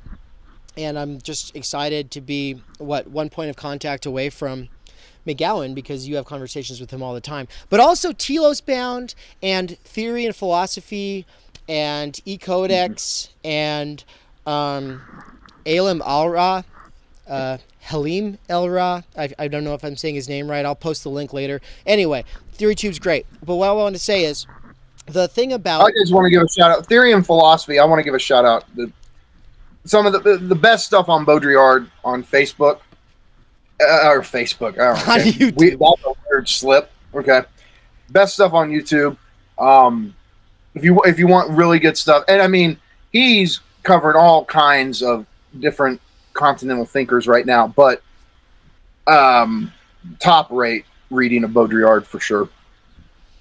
We got a bunch of thises in chat, so people are doing a good job. Yeah, if you forgot to drop a this in the chat, go ahead and do it. Make sure to do it on the actual video later when you come back to this in the future. And so before we move on into the talking about the chat and then getting into the last half of this stream, I wanted to also just finish my advertisement for not just hashtag Free Mikey, but getting Michael a video editing machine to replace his breaking computer. I can't even go to I can't even go to Wikipedia on this thing. And one of my best friends is a coder, and I had him look at it, and he messed with it for 2 hours. Yeah. At the end of which he was like, "Dude, you're fucked. I don't know why the hell you can't go to Wikipedia." And when I say Wikipedia, I mean half the sites on the internet. There's like some security block. I've had this computer for I don't know 14 years, and yeah, it's on its last leg. It's sad. I know you love that laptop, but listen, we'll get you. Oh, if I could buy this exact same laptop again right now, I would. It's great, but as my friend said, he's like, "Dude, you lucked out. This was like MacBook Pros at their peak." He's like, but I'm still surprised it even works. But yeah, it's weird. It does all kinds of shit now that I have no idea what to do. So, you know me, I'm not a tech guy. But I think so. My friend Chris builds computers for people, has been for like 10 years. He taught me everything I know about computers, or at least how to get started to where I could then ask my own questions and use DIY help tutorial videos on YouTube or whatever to get to where I am. Chris is amazing. We love Chris. Chris is... What up, Chris? One of my favorite people in the entire world, and has been since I met him. We've been roommates twice, and we're still like a couple of the best friends, even though he's moved on in life and has like a kid now and a wife and everything like that. Love Chris. And Chris salvages thrown away or recycle. He basically recycles old tech. He works at an urban mining depot where giant institutions will actually recycle, like at the school, will get rid of all of its computers to like set up a new computer lab. And all those old computers go to Chris. He works at this depot where he then refurnishes them. He like fixes them, gets them back on the market on Amazon, and is able to support his family doing that. But he barely scrapes by because he helps so many people for free all the time, which is why I put forward the first $150 going towards Mikey's computer out of my own pocket just to pay Chris for his labor, because he's done so much free stuff for me. I wasn't going to ask him to do that, and I know he would though, because he's that kind of guy. And so here's the thing, Chris is building an epic computer at a budget price, so that Michael will be able to do this. But what parts we buy, because he kind of set out like the ideal budget build, and then he set out the ideal probably twice as much build, and he's set up this budget for us that we've already looked at and talked with him about. And the pieces he buys off of like Newegg and eBay and Amazon and stuff like that, for all of these internal parts, the CPU, the GPU, the RAM, I know for a fact he's already, you could have multiple screens because Chris can set you up with screens. But the thing is, like, he just has a ton of screens. I have 3 screens. I got them all for free from Chris.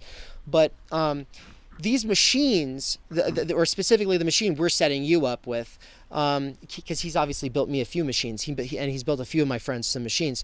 But the one that he builds you is going to be better than any of the ones he's built any of us. It's going to be dialed into your very specific needs and nothing more. And so it's going to be very essentialized. And so whatever people give us in terms of money for that, that's what it will be used for. And I'm going to show on screen our progress so far, everybody. But the thing that I'd like to ask of you, Michael, while I do that, is to really quick just explain what made you say to me that when we were talking about getting you a new computer, what made you say to me that you would make one video essay if that happened? Well, part of it is just, and I gotta give a shout out to my friend that I mentioned earlier, the coder who tried to look at my computer. His name's Christian. So, hey, Christian, giving you a shout out. Christian especially. Now all my friends for years have been going. I'm gonna cut you off. I'm sorry to cut you off. Let's both turn off our video. Okay. It's just lagging out. There we go. Things will be faster now, everybody. So let's keep going. Sorry, what were you saying? Okay, hold on.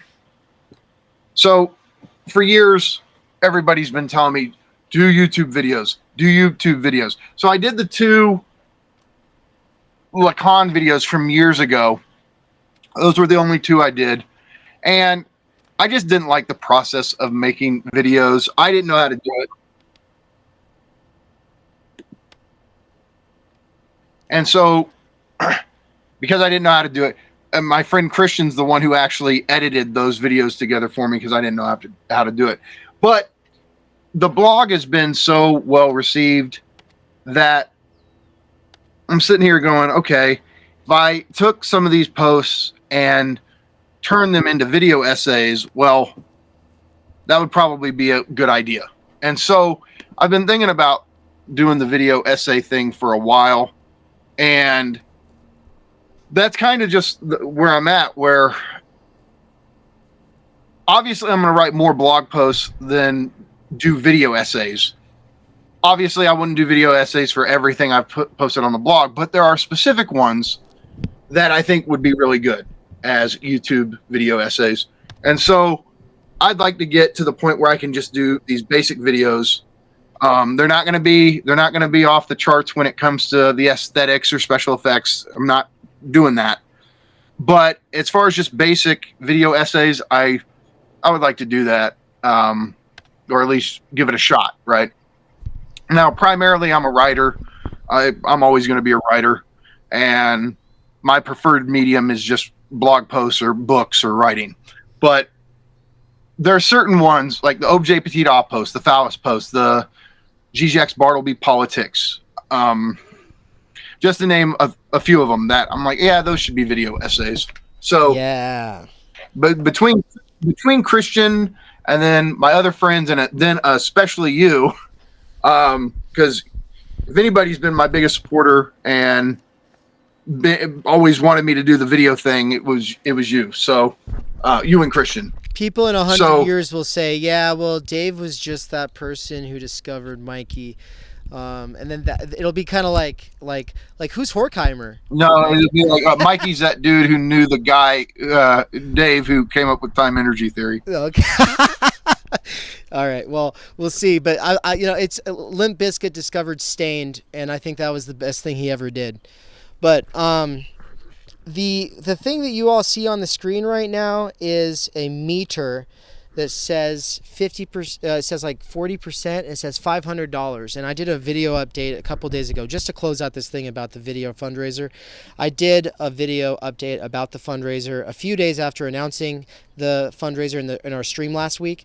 And so in the last week, in the first couple of days, in the first few days, we made $500. And so that was my first announcement. And when we got our first $50, you were like, "What?" And then when we got, no, I'm like blown away. I can't. Thank you to everybody who I don't know what to say. Yeah. Except thank you. Like, but words fail. Right. It's amazing. And then when we got $300, you were like, "What?" And so everybody, guess what then happened? Can you guess? We got even more money. So thank you everybody who's been helping us with this. Like it really is going to be it's going to be cool. I'm stoked. You'll be able to say, "Oh yeah, well I'm a part of TheoryTube and I got Mikey on." Like back on. I got Mikey back on. You'll be able to say that. That's why I do all this. I will say I've had so many people message me over the years.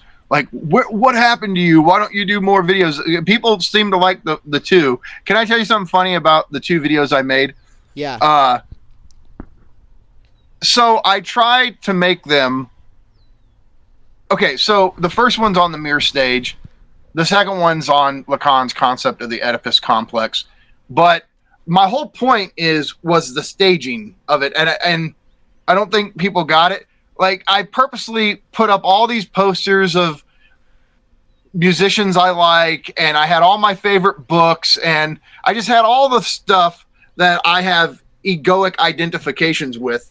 And I was like, yeah, I don't think people got, like, I was trying to visually represent how Lacan says, like, you are the other at the egoic level. You are things outside yourself. Obviously, the key example is your mirror image, your imago. Right. But there's a sense in which you are the posters on your wall you identify with. Like, that's what a teenager's room is, right? Like, it's their whole ego kind of like spit out onto the walls.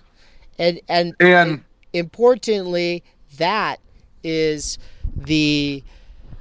what we mean when we're talking about what would be a politics that doesn't organize at that level primarily. Right. Right, because there's a sense, look, Žižek and McGowan and most Lacanians at this point, they focus on the axis from the symbolic to the real. That's the key thing. You'll find a lot of the times they leave out discussions of the imaginary. And I'm kind of disappointed in that. Now, they'll tell you the reason they do it is because the imaginary is a dead end. Like, there's nothing to really be done with it. But I think this is where I'm Baudrillardian, I guess, where I just grant the image more power than that. And yeah, I mean, Baudrillard, Guy Debord, Society of the Spectacle.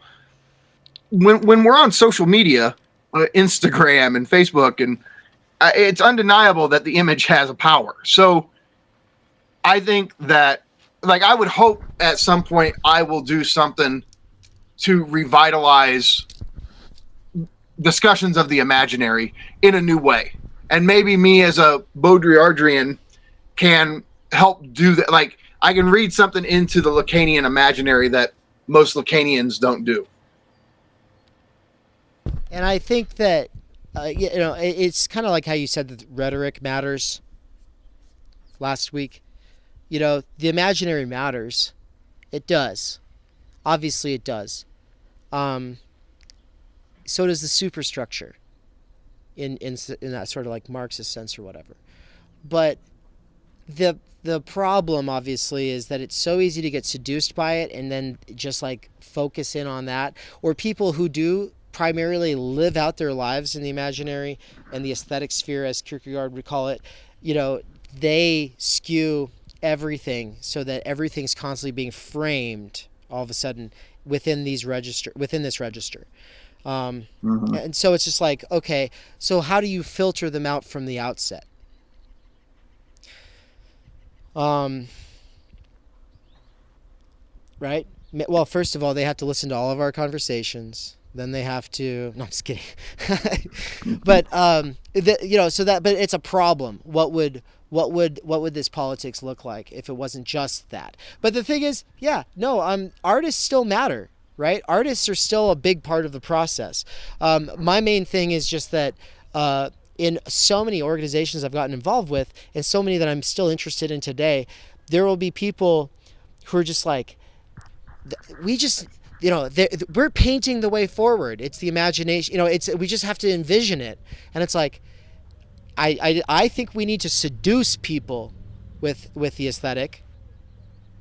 But I'm not saying that but I don't think that can do the work we need to do within the symbolic. That's all I'm saying. Yeah. Well, okay. So I want to get back to, I want to just. Is there anything in chat that you want to touch on before diving into the next part? If not, just go. I haven't looked at chat. What's going on? I haven't either, but I said we were going to check on chat during this intermission before we kept going. So, we'll check on chat, and then I'll get back to the lecture. Actually, I'll just say this. Anne, you go ahead and read over the chat, everything that we haven't touched on. Go ahead and give us a little DJ announcement through WhatsApp to catch us up on what we missed, and we'll play that in 10 minutes. But now, Michael, can you just give the sort of broad brush, where are we going in the rest of this conversation? Because obviously we can't do everything, so you want to focus on... Right. I mean, what do you want to so focus here's on? what I want to do. So... Again, we're not even... This lecture I prepared has 5 parts to it. We're still in the first part. So, the overarching trajectory is just to try to flesh out Zizek's theory of ideology as much as we can. Down the road, I would love to do something on going chapter by chapter through Sublime Object. But we're not going to do that here. It's more of just trying to connect the dots. And so basically, after we get through this first this first section of the lecture is just devoted to the key elements that comprise Zizek's theory of ideology. So today, I want to kind of start pushing forward and see if we can get through this first part. Because we have a lot more to talk about. As far as but what is the subject? What is the subject matter of this first part? So we're gonna. We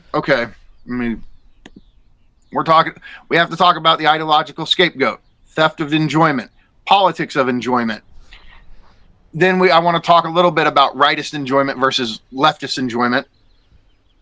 I would like to touch on the ideology of ego psychology, which that's relevant, believe it or not.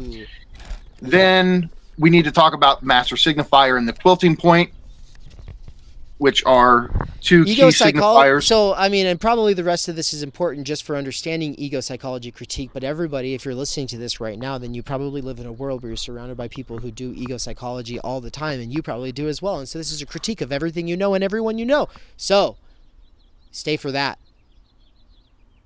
Then, I mean, we got to talk about master signifier, objet petit a, quilting point, objet petit a, quilting point, blah, blah, blah, blah, blah. Cynical ideology. We haven't talked about how Žižek takes cynicism and sees modern ideology as cynical ideology. We got to talk about the materiality of belief, which is a key thing for him. So Obviously, we got to talk about superego, symptom and symptom. We got a lot to get through. And what we're going to have to do is just realize this is going to be an ongoing series, because like I make these bullet points and I'm like, oh, we can get through all this stuff quickly. And then I realize, no, we can't get through all this stuff quickly. Yeah, I agree. Not if, and that's what we're trying to do here. I mean, people could say, oh, this is bullshit. They just, they linger on. I want a 15-minute video that explains Zizek's theory of ideology. Well, good luck. Obviously, somebody can make a good short video, but we're trying to talk it through where it becomes a living theory for listeners, where it's not just, okay, I learned, okay, somehow master signifier, objet, quilting point, theft of enjoyment. You can say all these words, but they're not living concepts because you don't see your own circumstances or your society's circumstances through them. And it takes work. It takes a lot to live in these concepts. And that's what we're trying to do here. Is if anybody wants to get a deeper familiarity with how Zizek's theory of ideology works, that's what we're trying to do. And it can't be done in 30 minutes. Talk about this for a second. Two things. One, I was going to say, if we get another like $250 in the next, okay. When we do that stream, who knows? But these are an ongoing series, and that's the whole point. Now, sometimes we're talking, but it's an ongoing thing in the same way that Lacan did these seminars. Now, most people don't know about Lacan's seminars, but the fact is the guy did not write a lot of millions of notes, and then he would go and he would talk. And he would go, there were these public attended, things where it's not just his students, right, who are learning psychoanalysis, because he was teaching people how to do it. Philosophers, sociologists. That's right. Hippolyte and Derrida and, all these different people, are in there. Guattari, and, the place was packed out. I think Claude Lévi-Strauss was in there. And there was a lot, it was like 100 people, right? Well, we're presuming the same sort of ragtag team. We're presuming the same 100 ragtag oddballs from all over the world who are coming to our seminar ones. We've got the Baudrillard one. These are all ongoing. And so, like, if you're in for it, you like it. If you're actually one of the people who likes it, you're not like these people online who are like, oh, it's long, it's not edited. Well then, awesome. You're here for it because, I mean, the fact is like what me and Mikey, and then also like Anne, independent of Mikey, has just been like, why don't we just like have a theory church? I don't even care, like once a week, once a week it's a lecture and people take it seriously. But that's what we already have going right here. And so that's why I'm excited to see someone like Brian in the chat, to know that Anne's, planned her night around it and taken the time. There's a bunch of people who've Stephen. It's great to see Stephen here. Yeah, there's a lot of people who've chosen to do this. And I think that's that to me is really exciting, because obviously, like, that's why we're doing it, is because we expect that it is something people will appreciate, because we appreciate it also. And, it's something we wouldn't get the same thing from it if we were just having our own personal conversations, but we've had hundreds of these conversations already. So the thing is like, we do these, but they are obviously different for us when we do them with you. And so we do need you, right? You're all a part of it. And so we appreciate you all being along. There you go. That's okay. We good to go? Yeah. Go back in? Let's go back in for the last stretch. Okay. So I just want, this part in his book was so great. I want to, you were talking about earlier. You're talking about the real traumatic element of where the commodity comes from. Then I was talking about, okay, we were talking, I mentioned, Todd in Capitalism and Desire. And then that's when the break in the conversation came. I just want to read this real quick. So this is part of this chapter 4 from Capitalism and Desire. So this is a note I wrote here, but if it sucks to be a worker in America, France, Germany, Japan, South Korea, etc., then what is it like to be a worker in the Congo? Yes, consumer society has made it seem that capitalism has come to treat its workers better and better, but this view depends on extremely limiting one's vision of what's happening around the world. It's true that things have gotten better, relatively speaking, for some workers in some countries, which is why McGowan says one would rather be a young woman toiling in a garment manufacturing in the 1840s Manchester than a child mining coltan in the Congo in the 2000s.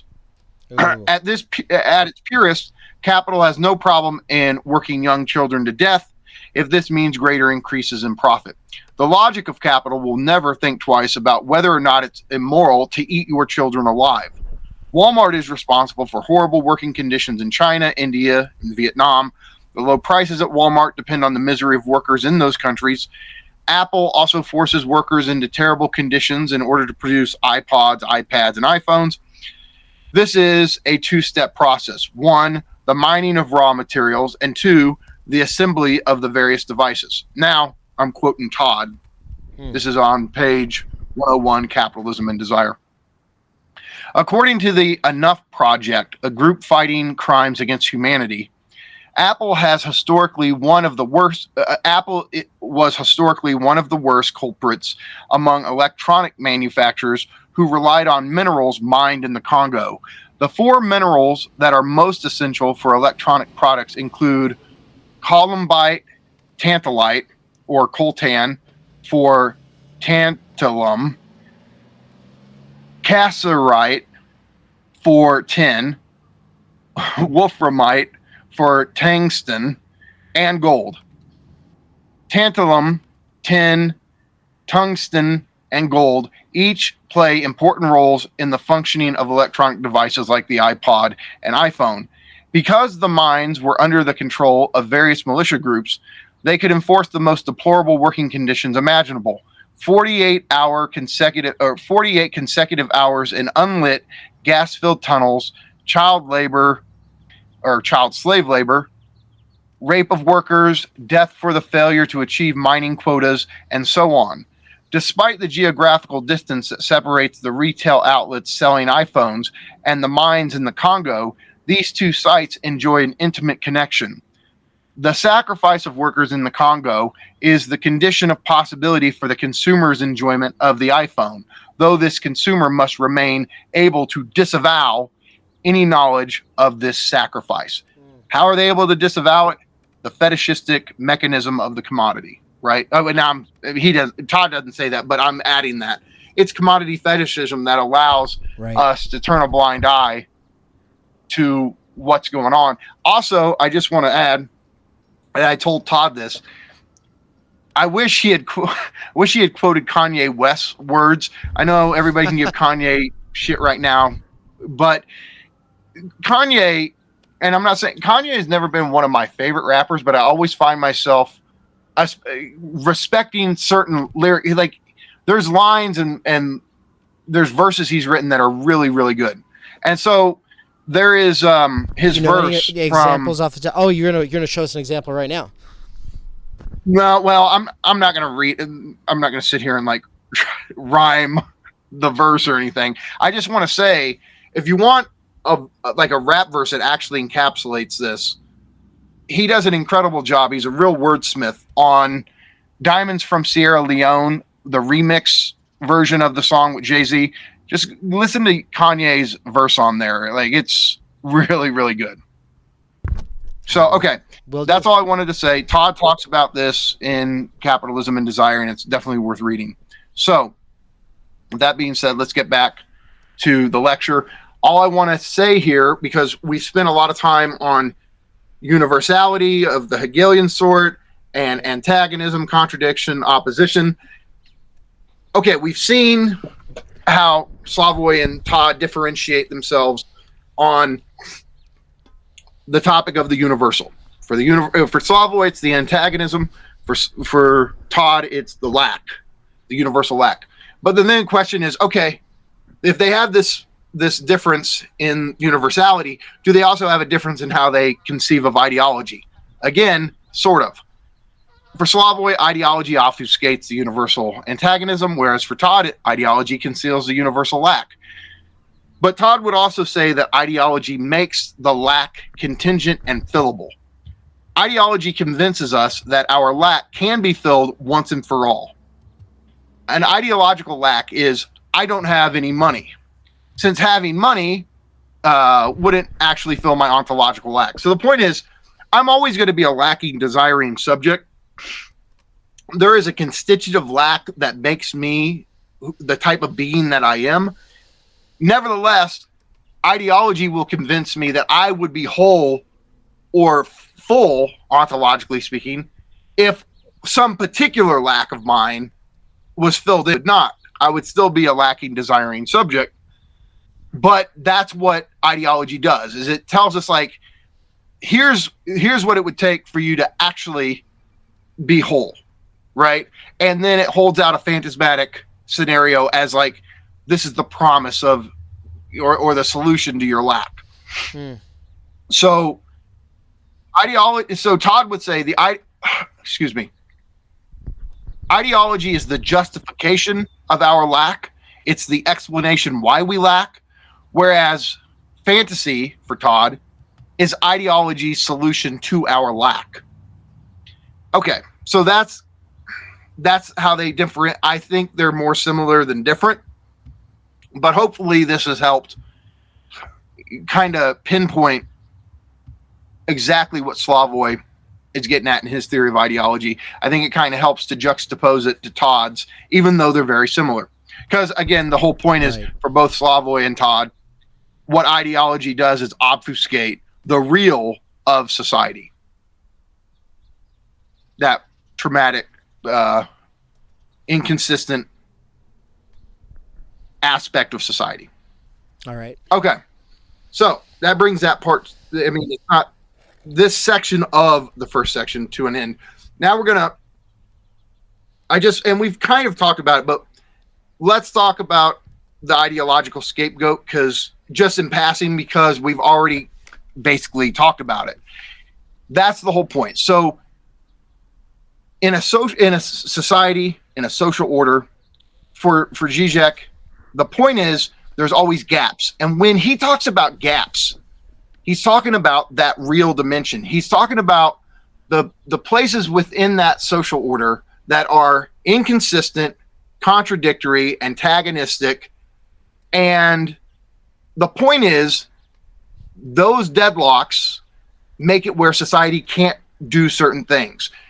Think about it like this. The rules of basketball determine that, you can't have two balls on the court at one time. Well, it's not impossible to think of a change in the rules that would allow two balls to be in play on the court at the same time. It would change the structure of the game.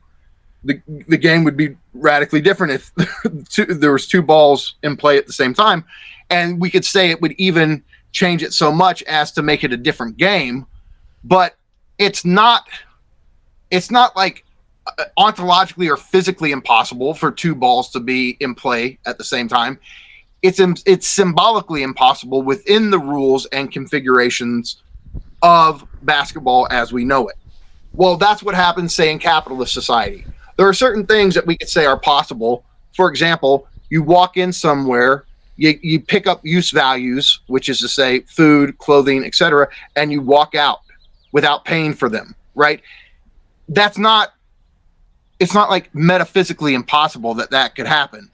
It's the rules, laws, protocols of capitalist society, its symbolic structure, that makes that not possible. And so all of these points in a society of contradiction, impossibility, etc., Žižek talks about them as the gaps in the symbolic texture the gaps of the real. And so the point is, obviously, these points of contradiction or inconsistency are weaknesses within the symbolic order. It doesn't want us to focus on them. It doesn't want us to fixate on them. It wants us to ignore them. And it does this for Žižek by giving us a scapegoat. It's as if, like, you know how we talk about like eclipses, like the eclipse of the moon, right? It's as if there's at the points in the symbolic order where we come to these gaps, these voids. I mean, it's weird, I know. Is it a contradiction or is it a void? All of these are ways Žižek has of talking about these points of the real that must remain out of sight for the social order to continue to reproduce itself. And so it's as if the social order, or what we should say is the ideology of the social order, will cover these gaps, these points of inconsistency, with an ideological scapegoat. It's how it covers these. And so, for example, why is there so much poverty? Oh, it's not because of the structure of capitalist society. It's not because of the logic at play within the accumulation of capital and wage labor. It's because people are lazy people, or immigrants have come in and destabilized working conditions. And so the citizens of the country now feel like, if only the immigrants hadn't shown up. It's the whole thing from the South Park. They took his job. Right. No, the problem isn't that they took his job. The problem is the structure of wage labor itself. But it doesn't. The system obviously doesn't want us to zero in on those structural dynamics, and so it provides a scapegoat. And the key is that it libidinalizes it. It turns it into a sublime object, which, again, sublime object almost seems like it would be a complimentary thing, almost like, oh, it's an idealized thing.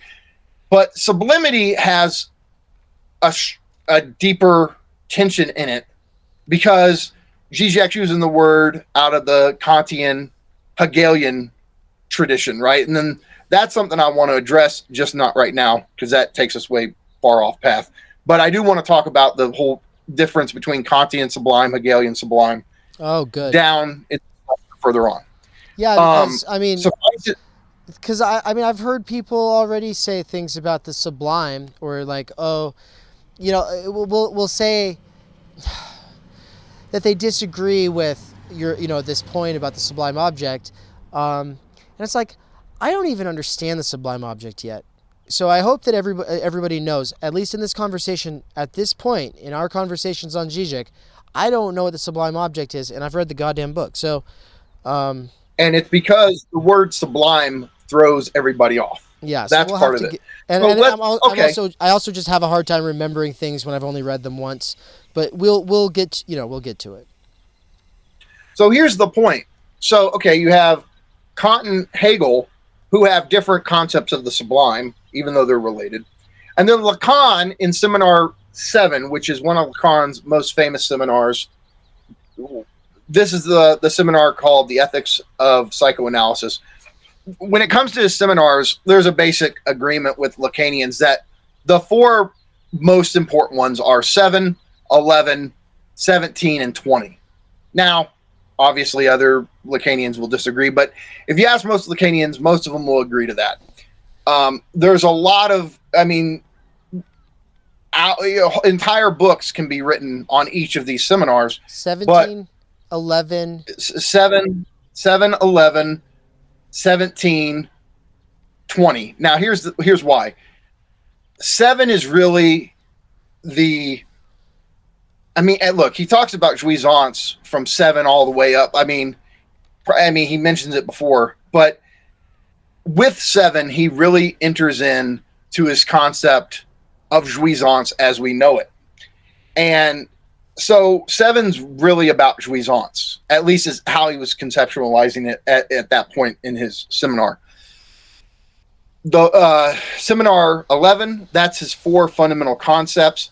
That's where he's talking about the unconscious and drive and transference and repetition, these key psychoanalytic, especially Lacanian concepts, and Seminar 11's where he really starts to develop the concept of objet petit a in Seminar 11. So, I mean, roughly you could say Seminar 7, jouissance, Seminar 11, objet petit a, and then Seminar 17, that's the 4 discourses. That's had a huge influence on people. Everything. And then Seminar 20 is where he does the graph of sexuation, the masculine position versus the feminine position. That's had huge influence on people. So those are really the 4 big ones, so to speak, as far as the ones that have had the most influence on thinkers and theorists. So the point, though, is in Seminar 7, this is where Lacan develops his concept of das Ding. And this is another, like, I don't want to go into it now because it becomes its own discussion. But again, suffice it to say, das Ding can be interpreted as a forerunner to objet petit a. The question is, well, are they identical? Are they different? Doesn't matter. Here's the point. He's thinking in terms of a position of sublimity, of the sublime position, that, okay, retroactively, once we have been socialized, it's like, oh, there was something outside of law, outside of the social order, that was this you just permeated with jouissance, right? Now, the easy interpretation of das Ding is it's the mother's body, right? So the child prior to language, that's a kind of symbiotic relationship with the mother, one characterized by immediate jouissance. Now, Žižek doesn't go for this reading. Most Lacanians don't go for this reading, even though the common wisdom is that das Ding is the mother's body. What it actually is it's the empty space left behind once one has been integrated into the symbolic order. So what does this mean? It means that, of course, you're still around your mom once you've been socialized. Once you adopt language, law, social protocols, etc., your mom's still there. And so the point is, yeah, your mom is still there, but she's not in the position of das Ding. She's not in this position of sublime, excessive enjoyment, right? And so it's as if this incredibly pre-linguistic, pre-social, pre-conceptual, intense, sublime, euphoric jouissance is not actually anything but an empty position. Yeah. But things can get put in this position. This is like when you fantasize, oh, if I could just be with this person or whatever. This is what, for Lacan, sublimation is. And when I have to sublimate it into a different acceptable form of it, right? Like we're not using sublimation in the typical way here. It just means the becoming sublime, the positioning of something in the sublime position of excessive enjoyment. The sublime object. Go ahead. Sorry. So sublimation is the positioning of something as an ordinary object. Does it just, so it's not just objects, it's also people or ideas?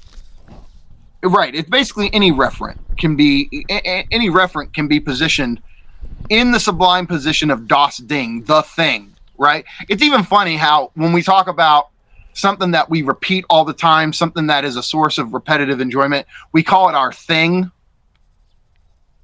Right. It's a way of like, we don't know what we're saying, but it's a weird, like if you read it from a Lacanian perspective, it's like we're tapped into some sort of activity that is a source of enjoyment for us.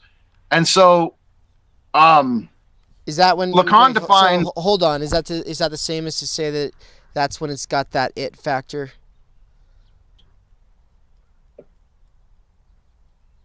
Say that again. You cut out. You didn't cut out. It was just choppy.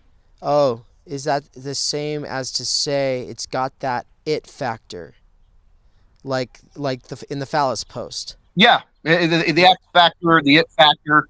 Yes, it's got it. I don't know what it is about this person, but they have it. right? And so Lacan in Seminar 7 defines sublimation as raising an ordinary object to the dignity of the thing, which is to say, it's seeing a thing as permeated with excessive enjoyment, right? Yep. I'm following. Okay.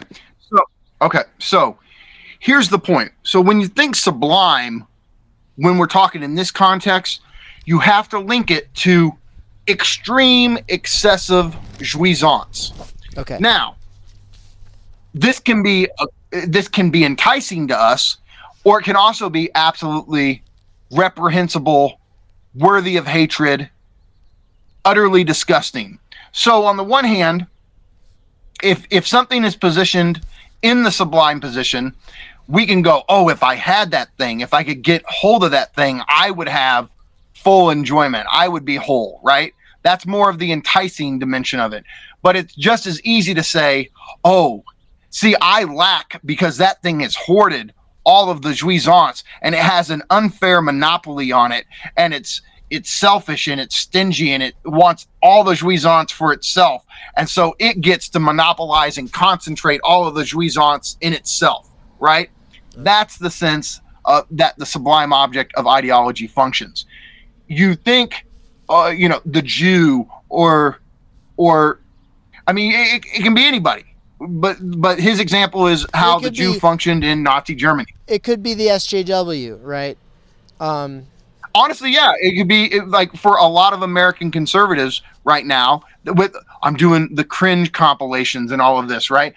The SJW could, in their mind, be somebody of extreme enjoyment. Like they get an extreme, excessive access to jouissance that the person on the right doesn't get to have. The weird thing is simultaneously you can do the same thing. Like the Trump supporter gets to have a certain monopolistic relationship to jouissance because they do the racist shit and they transgress all the rules, and there's a very strong sense in which we link transgression to access to jouissance. Lacan himself in Seminar 7 identifies like what is on the side of transgression, like what when you transgress the law, what do you get? You get jouissance. And so you can like two people, neither of which have any privileged access to jouissance, can both view each other as the one who has privileged access to jouissance for different reasons.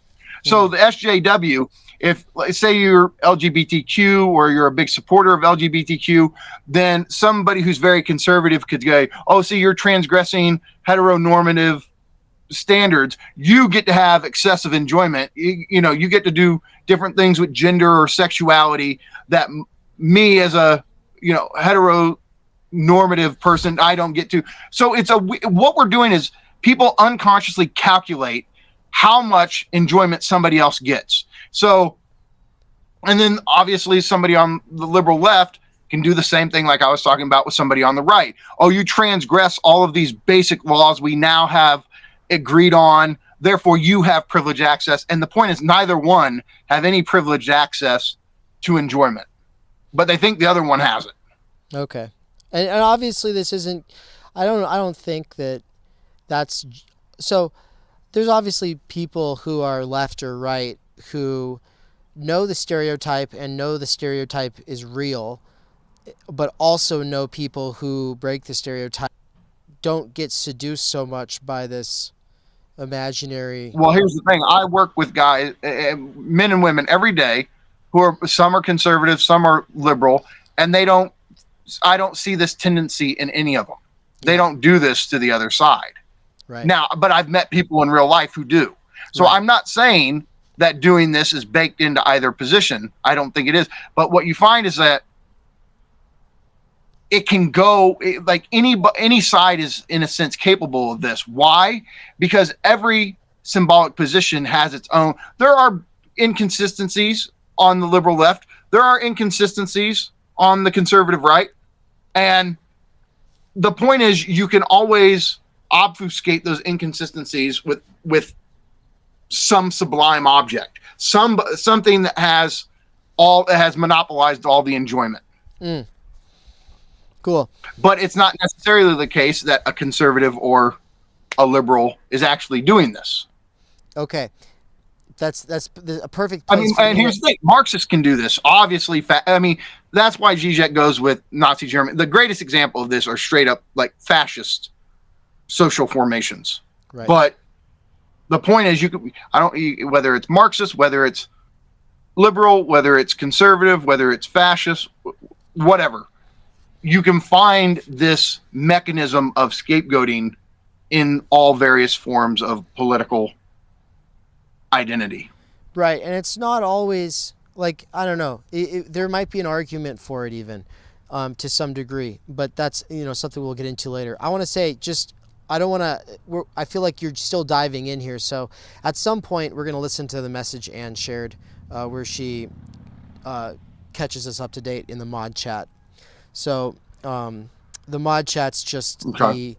the mod chat is a position that people can get involved with. There's a meme gang going on. I don't know if anybody saw it on the meme reel, but you just gotta email theorypleeb@gmail.com and give it the answers that are to the prompts on that what you've seen on the meme reel. And I'm saying this for anybody who wants to get involved with like learning how to make videos and stuff like that, because it's going to be the meme gang people who basically I'm developing these tutorials that will eventually be used by Mikey. Anyway, that's a quick little plug for that. But do you want to listen to that right now, or do you want to say a few more things before we get into that? I'll just say this real quick. So the whole point of the ideological scapegoat or the sublime object is that this object is a thief of enjoyment. And the theft of enjoyment is not something Lacan talked about. It's one of Zizek's own original ideas, one of his best. And for him, it's understanding why racial oppression or scapegoating, all of these things crop up in various forms of societies. And the theft of enjoyment is just what we were talking about, where you posit that some other thing has hoarded or monopolized all of the enjoyment in society, and that is what has caused all of the social problems. And that is the ideological mechanism, is because, first off, this referent, whoever it is, doesn't have privileged access to jouissance. Second, even if they had some sort of privileged access to jouissance, which they don't have, they're still not the cause of all of the systemic structural problems of society. But that's the sublime object, this concentration of monopolized, stolen, threatening enjoyment is what covers over the gap in the symbolic order. So this is why jouissance, or the real, I told you in the first lecture, the book it's called Sublime Object of Ideology, but it could also be called The Real of Ideology, or the jouissance. What conceals the gaps in the symbolic order is not actually some false consciousness, which is to say a misunderstanding at the conceptual level. It's the positing of a sublime object, etc., has taken all my enjoyment. So it's jouissance, or how jouissance is phantasmatically posited within a that obfuscates the structural deadlock. All right, that makes sense. That's good. And so here's the thing. This is actually a good stopping point for the lecture, but I also could keep going, because this is where we're going to pivot into I hope a brief discussion. I guess no discussion with us is brief, but this is where I pivot into talking about what Todd's going to do in his next book, The Politics of Enjoyment. And I was going to talk about the politics of enjoyment in general. But, I mean, what do you think? I mean, we're on time. Yeah, I think that and by the way, this is going to be complicated, actually. This is a perfect point to close out the stream for 3 reasons, and I don't even want to get into it. I think that what I want to say really quick Are you there? Are you there? Yeah, I can hear you. Can you hear me? Was there a delay? Yes. Okay, there was a delay.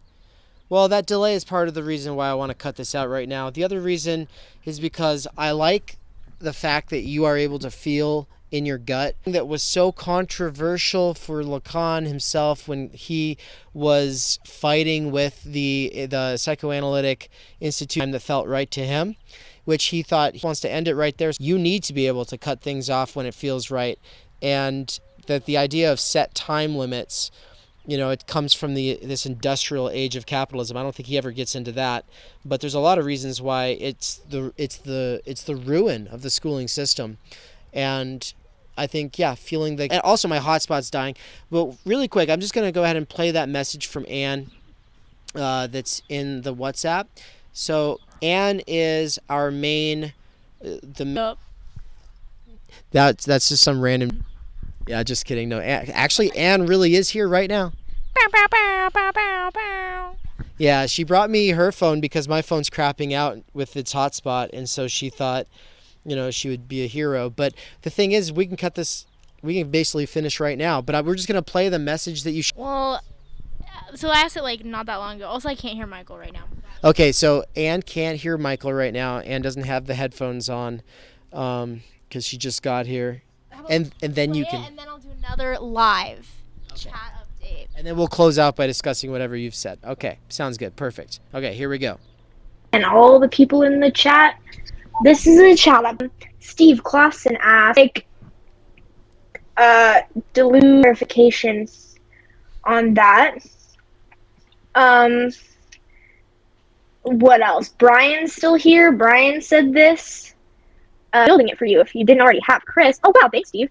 And Steve wants to know, where do I go to donate to this important campaign funded by people? And finally, Anxiety of the Spectacle said, there you go. You have people in this chat, Steve Clausen and Anxiety of the Spectacle, who would love to help in ways that they can. And everyone else is here and giving their time and attention for the day on this Saturday. An amazing stream update. You're right. These are some really amazing people, and they want to help. And there's also a bunch of people in the stream who are...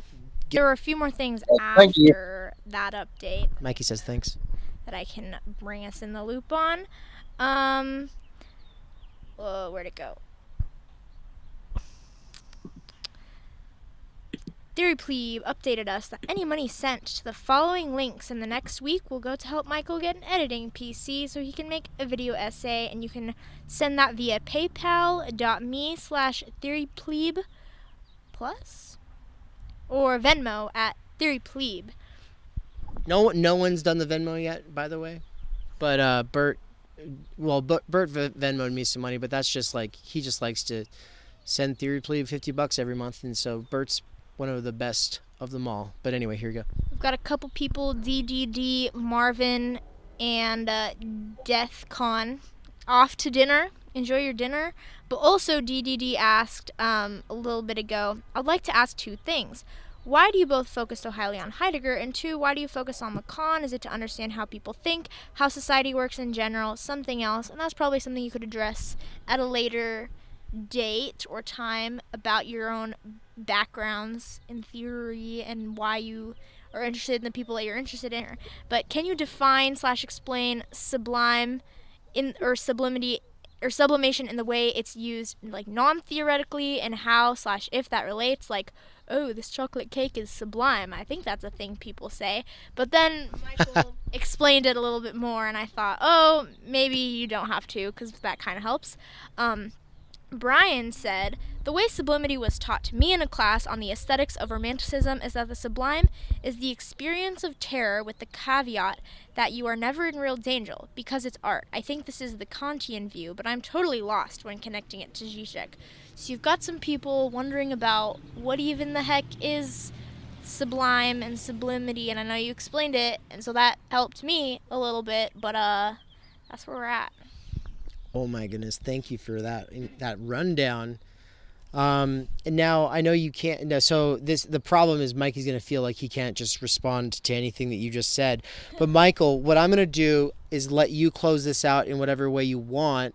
But I'm gonna go ahead and just put you on the, because I can't share my headphones with Ann very easily. So I'm just gonna put you on speaker and mute myself for a minute to let you kind of respond to all of that and talk about what we'll talk about later and everything like that, and we'll close out.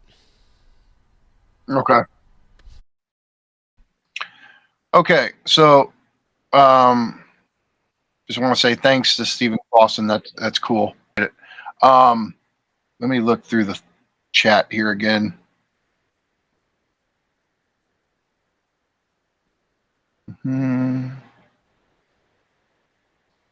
Okay, yeah. Stephen got his question answered about Michael Heinrich book by Delusional Baudrillard. Let's see. It's Baudrillard. No, I haven't been following Aaron Lewis. I haven't been following Aaron Lewis. I don't know who that is. Does that make me a boomer?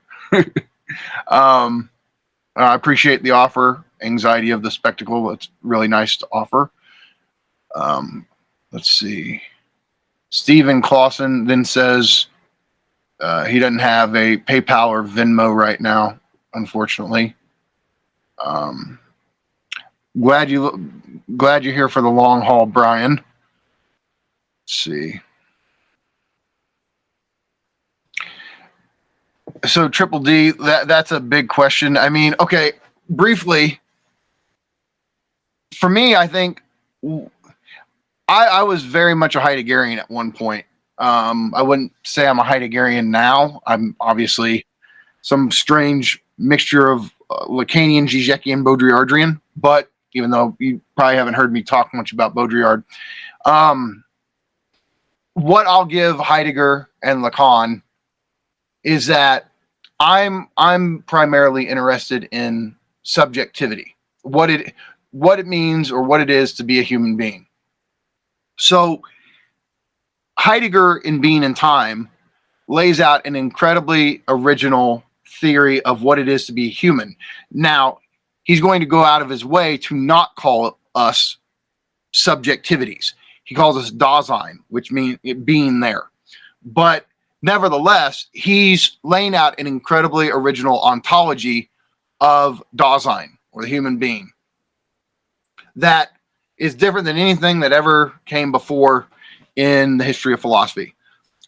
I think Lacan ultimately is the greatest thinker of subjectivity that maybe has ever lived. I don't know of any theorist that is more nuanced when it comes to human subjectivity than Lacan. Of course, the debt to Freud is nearly infinite, right? Like there's no Lacan without Freud and Freud's discovery of the unconscious.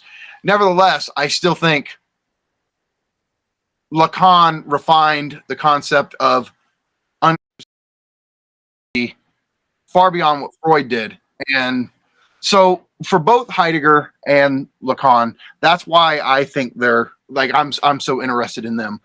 I also think that their insights, like Heidegger's insight into different modes of being, which is to say different pre-theoretical, ontological understandings of what it is to be, right? Incredibly important, right? This leads into his work on inframing, his work on the work of art, right? So basically, the essay. I just want to throw in there, because obviously people will always, throw in like, being unto death and anxiety is like really, really important concepts in his work. And you just touched on a bunch of other ones. And then, there's all the stuff that he does on nihilism and the ways that he continues Nietzsche's project. But, what he says about language. But for you and I alike, I mean, for us both, obviously we do think about the origin of the work of art and what is metaphysics and the question concerning technology. We think about those in our, we they become reference in the conversation that's in our head, basically. And you can't unsee them once you've, It's still Being in Time, though. Yeah, but it's still Being in Time is where I was going with that thought exactly. And so it's really, and then even then it's basically Division 1 and maybe the next couple chapters of Division 2. But the fact is this, and for me... Yeah, we agree we don't like how it ends. We don't like how it ends. But but it not because people are like, not because, oh, his politics or whatever. Speaking of which, Anxiety of the Spectacle says that Aaron Lewis is super mega now, because Aaron Lewis abstained, and so I don't fucking care. I don't give a shit. Like, I'm sorry.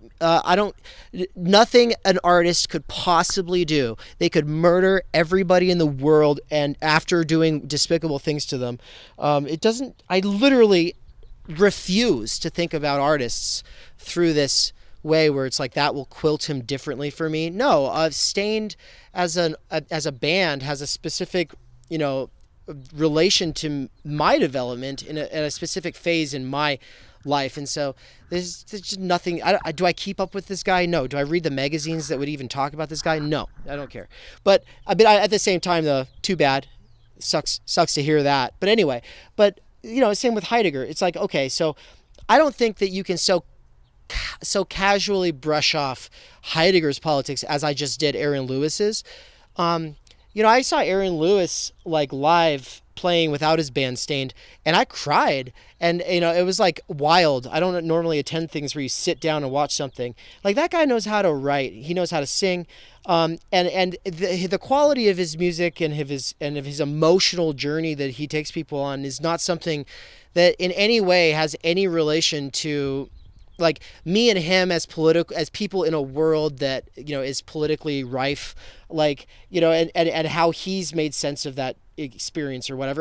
Nothing to do with it. But with Heidegger, it's okay. His politics, for anyone who doesn't know, like, the guy was the rector of was it Freiburg University or was it Frankfurt?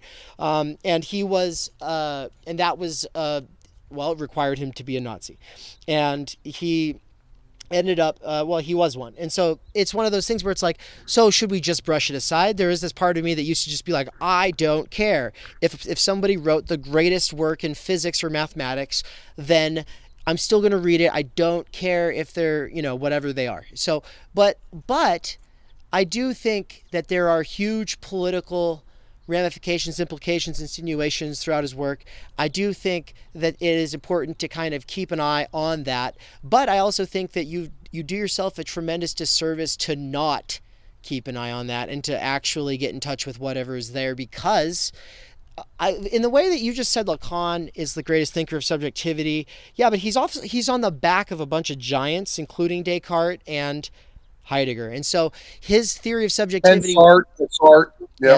And Sartre, and his theory would not have been so good if he wasn't on the back of these giants. And the fact is what makes his theory so good is that it corrects for problems that other people like Nietzsche and Heidegger and Marx obsessed over, but then also themselves internalized or reproduced or presupposed in various ways. And so, yeah, I love the question. It's a good question. And it's actually, I've had people in the live chat, in the comment sections of videos, and elsewhere, be like, what's with this Heidegger thing? And the best answer you could possibly ever get from me is, besides everything you've already heard or reading my book, which obviously unpacks how I use Heidegger, would be the interview that I haven't dropped on you all yet with Professor Bruce Bierman, who teaches at Gonzaga University, who's the guy who got me into Heidegger and Marx in the first place, but also Kant and Kierkegaard and Nietzsche in the ways that I ended up getting into them.